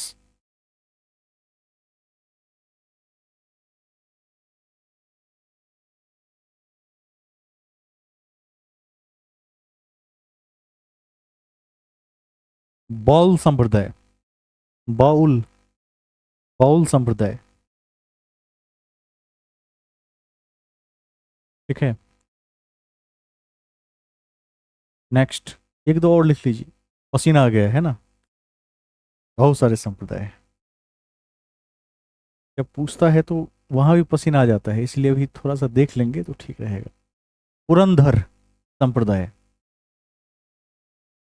गलत बोल दिया मैंने, पहले लिखिए पुरंदर दास, नाम लिखना है पहले, पुरंदर दास। इसका नाम था दासकूट संप्रदाय। दासकूट संप्रदाय।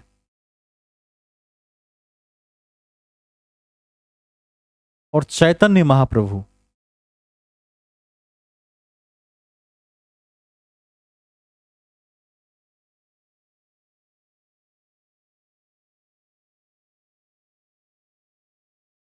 मध्य गौड़ीय संप्रदाय।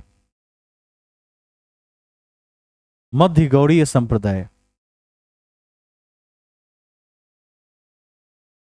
अब इतने संप्रदायों में जो अति महत्वपूर्ण है, महत्वपूर्ण सभी हैं, कुछ भी पूछ सकता है, लेकिन जिसके पूछे जाने की प्रबल संभावना होती है उसको टिक करवा देते हैं। गुरु के चार को पहले टिक कर लीजिए, शंकर, रामानुज, माधवा और वल्लभाचार्य, चारों को डबल डबल टिक कर दीजिए। गुरु नानक डबल टिक, दादू दयाल डबल टिक, श्रीचंद टिक कर देंगे। ठीक है, उसके बाद शंकर देव और निम्बार्क, वेरी वेरी इंपॉर्टेंट है। उसके बाद जगजीवन साहब सतनामी संप्रदाय महत्वपूर्ण है, और चैतन्य गौड़ीय संप्रदाय महत्वपूर्ण है। इतने पर फोकस बनाए रखेंगे, क्योंकि आज क्लास काफी लंबी हो जाएगी, इसीलिए अगर इस कक्षा को हम कल फिर से शुरू करेंगे और वल्लभाचार्य से अध्ययन करेंगे। कल की कक्षा में समाप्त हो जाएगा। वल्लभाचार्य के बाद दो चार जो और मुख्य संत हैं उनको देखेंगे। इस चैप्टर के सार तत्व के रूप में बूस्टर फैक्ट्स को देखेंगे, और बूस्टर फैक्ट्स को देखने के साथ ही हम कुछ टेस्ट सीरीज का भी अभ्यास कर लेंगे, ताकि एक ठीक ठाक कमांड इस पर हो जाएगा। और उसके पश्चात हम मुगल काल की शुरुआत करेंगे। और बीच में एक बार पूछ लूँ कि करंट अफेयर्स में नेशनल इंटरनेशनल किस माह तक हुआ है? शायद जून तक हुआ है, जून तक हुआ है। और बिहार विशेष कहाँ तक हुआ है?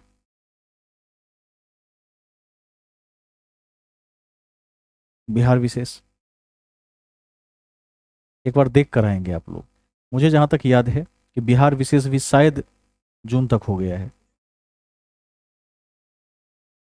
अप्रैल तक ही हुआ है, फिर उसको आगे बढ़ाएंगे। पहले बिहार, बिहार जून तक हुआ है, ठीक है।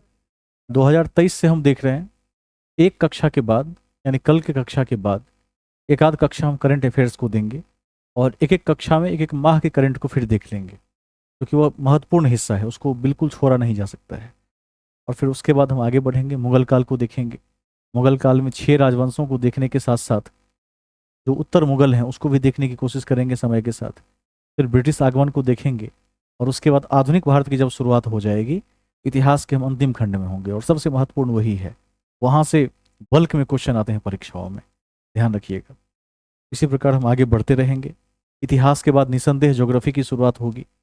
आप लोग अभी से मैप वगैरह खरीद लीजिए, कम से कम फिलहाल भारत का मैप ले लीजिए, और भारत के मैप में जब तक आधुनिक भारत समाप्त होता है तब तक आप उस मैप में स्पॉट को चुनकर रखिए, कहाँ पर क्या है, कहाँ पर नदियाँ हैं, कहाँ पर कौन सा क्षेत्र है। कुछ प्रश्न पूछ भी लेता हूँ, देखते हैं कितना कमांड है बेसिक मैप पर, क्योंकि मैप के बिना जीएस अधूरा है। ज्योग्राफी का क्या है, नींव है मैप, ठीक है। आप में से कोई अभ्यर्थी बताएंगे कि जल से लगे हुए कितने राज्य हैं भारत में? जाते जाते पूछ लेते हैं। 9 राज्य हैं। कौन कौन से राज्य हैं? कौन सुनाएंगे? पश्चिम से पूर्व सुनाना है।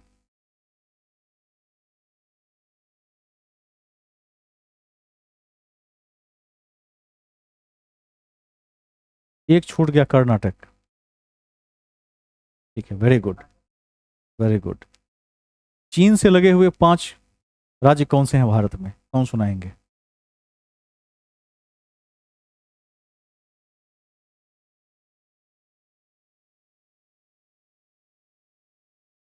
एक और छूट रहा है उसमें, उत्तराखंड छूट गया। 5 राज्य है, वेरी गुड।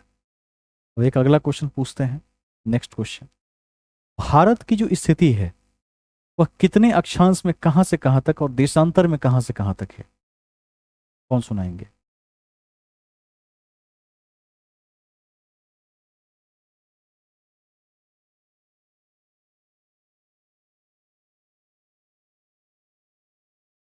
जिन्हें अभी जवाब नहीं देना है वे छात्र माइक बंद कर लेंगे, केवल एक माइक ऑन रहेगा ताकि नॉइज नहीं आएगा।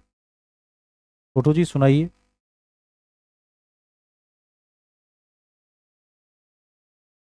Very good. और वेरी गुड। 8 4 से 37 6 उत्तरी अक्षांश, ठीक है। और 68 7 से 97 25 पूर्वी देशांतर के मध्य अवस्थित है। Very good. अगला, हाँ, ठीक है। 8 4 से 37 6 अक्षांश, 68 7 से 97 25 पूर्वी देशांतर, ध्यान रख लेंगे। बताएंगे कि देशांतर में समय का फर्क 4 मिनट का होता है, वो भी सिखाएंगे उसमें। यदि एक स्थान से दूसरे स्थान के स्थानीय समय की गणना करनी हो तो हम किस तरह से देशांतरों को गिनते हैं, बहुत ही आसान है, उसको भी बताएंगे। एक और क्वेश्चन पूछ लेते हैं। अगला क्वेश्चन है कि कर्क रेखा जिन 8 राज्यों से गुजरती है उस 8 राज्यों को पश्चिम से पूर्व की ओर सजा कर दिखाएं।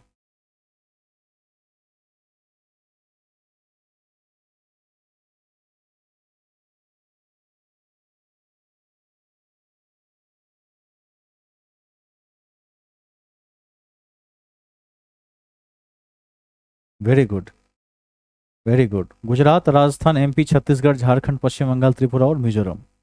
अभी से इसको कमांड करके सभी अभ्यर्थी रखेंगे। ज्योग्राफी आते आते आप इतने तैयार हो जाइए, अभी समय है थोड़ा सा, 10 दिन लगेगा, लेकिन इतना तैयार हो जाइए कि जब मैं ज्योग्राफी की कक्षा शुरू करूं तो बेसिक आपको ठीक से पता हो। उससे क्या होगा, मैं विस्तार में चीज़ों को बता पाऊंगा। अन्यथा यदि बेसिक्स नहीं पता होगा तो पहले मुझे बेसिक बताना पड़ेगा और समय काफ़ी लगेगा, फिर विस्तृत रूप में जाने में और भी अधिक समय लगेगा। तो आप लोग थोड़ा, यदि सभी लोग परिश्रम करेंगे, चीज़ों को थोड़ा देख लेंगे, अधिक सुविधा होगी। वैसे मैं पढ़ाता तो पूरा ही हूँ, उसमें कोई दो राय नहीं है। बस अंतर ये होता है कि पहले से आपको पता होता है तो बस दिखवा कर आगे निकल जाते हैं, मुख्य बातों में चलते हैं। नहीं पता होता है तो आरंभिक बातों में अधिक समय देना पड़ता है। एक और क्वेश्चन पूछ लेते हैं। सबसे छोटी समुद्री सीमा किस राज्य की है? गोवा की है। और सबसे बड़ी समुद्री सीमा किस राज्य की है? गुजरात की है।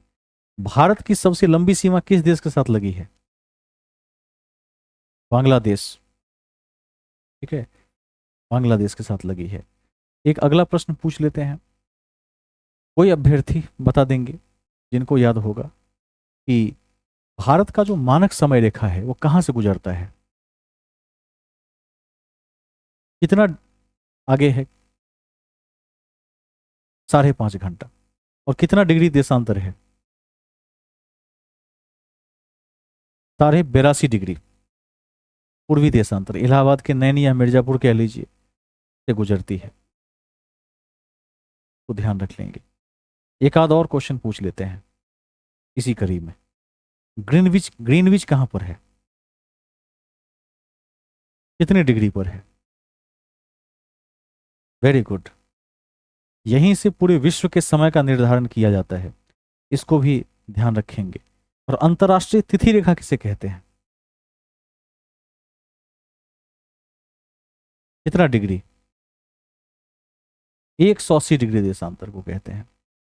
इसको पार करते ही एक तरफ से ए से बी की तरफ जाएंगे, बता देंगे ए से बी कहाँ है, उसमें एक दिन का लोप हो जाता है, ध्यान रखिएगा।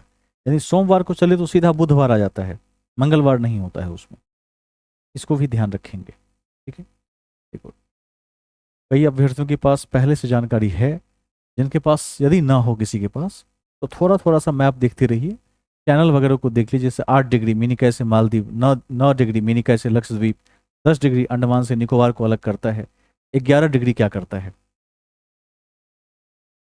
11 डिग्री क्या करता है चैनल, लक्षद्वीप को 2 बराबर भागों में बांट देता है, इसको भी ध्यान रख लेंगे। भारत का आर्कियोपेलिगो किसे कहते हैं, इसको भी ध्यान रख लेंगे, किसे कहते हैं, अंडमान निकोबार को। आर्कियोपेलिगो द्वीपों का समूह है, इसके लिए एक शब्द है। खैर ये तो मैं लिखवा ही दूंगा, बेसिक चीजें देख लीजिए, कौन सा राज्य कहाँ अवस्थित है, कर्क रेखा कहाँ पर है, डिग्रीज चैनल कहाँ पर है। मेरे पास तो बोर्ड है तो यहाँ मैप डिस्प्ले कर देंगे बोर्ड पर, लेकिन आप लोगों को एक फिजिकल मैप रखना पड़ेगा अपने पास, क्योंकि फिजिकल मैप रहेगा उसमें आप जल्दी जल्दी चीज़ों को खोज कर बता पाएंगे। जैसे मैं कई बार पूछ देता हूँ कि सिक्किम में सटे हुए 4 या 3 या 2 जो भी राज्य हैं वो कौन कौन से हैं, ठीक है। मैं पूछ देता हूँ कि उत्तर प्रदेश में लगे हुए 8 राज्य कौन कौन से हैं, आप तेजी में यदि मैप पकड़ में रहेगा तो आप बता पाएंगे। इन्हीं शब्दों के साथ मैं कक्षा की समाप्ति की घोषणा करता हूँ। कल हम फिर समय आएंगे, पूछ लीजिए।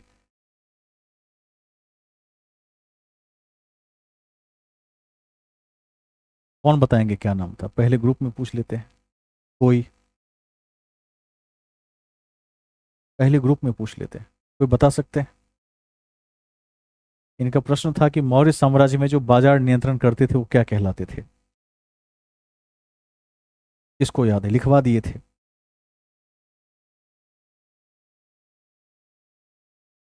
राघव जी ने उत्तर भी दे दिया है, तब भी लोग सोच रहे हैं, ठीक है। रज्जुक ही कहते थे उसे, रज्जुक ही कहते थे उसे, उत्तर भी दे दिया है तब भी लोग सोच रहे हैं, जबकि कॉपी में लिखा हुआ है, लिखवा दिए थे, तभी अधिकारियों के नाम लिखवा दिए थे, ठीक है। ध्यान रखिएगा, खुम्स क्या था, ठीक है। देखिए अधिकारियों के नाम इत्यादि को थोड़ा सा देखते रहिएगा कि कौन किस विभाग को देखता था कैसे। इतिहास में मैंने पहले भी कह दिया है एक चीज, याद करने का, स्मरण करने का बड़ा ही महत्व है। देखिए उसमें ऐसा है, एक अधिकारी रज्जुक नाम का ही अधिकारी था, ठीक है, और रज्जुक नाम के अधिकारी के पास ही ये सब विभाग दिए गए थे उसमें, मौर्य काल में। काफी ज्यादा आ रही है, 1 मिनट। हाँ, तो ध्यान रखिएगा, उनके पास बहुत सारे चार्जेस होते थे। पहले इतना अधिकारी का चलन नहीं था, ये तो चलन हम देखते हैं, अधिकारियों का जो चलन आया वो सल्तनत युग में बहुत ज़्यादा आया है। मौर्य काल में भी अधिकारी हैं, नो डाउट अधिकारी हैं, लेकिन अधिकारी की संख्या बहुत कम है।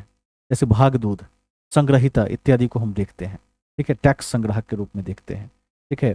रज्जुक को हम देखते हैं न्याय, बाजार और एक आध डिपार्टमेंट्स के रूप में देखते हैं। तो वही 4-5 अधिकारी मुश्किल से मिलते हैं, ध्यान रखिएगा। और शेष जिनको बहुत दिक्कत हो इस सब में, प्रीवियस वीडियोस प्ले करके देख लें, तो उसमें मैंने पढ़ाया है। 6ठी सदी सब के बाद वाला जो वीडियो है, सारे वीडियोस हैं प्ले लिस्ट में, उसमें देख लीजिएगा, एक A to Z अधिकारियों के नाम बताए हुए हैं, ठीक है। और किया जाए, सभी को शुभ रात्रि, गुड नाइट।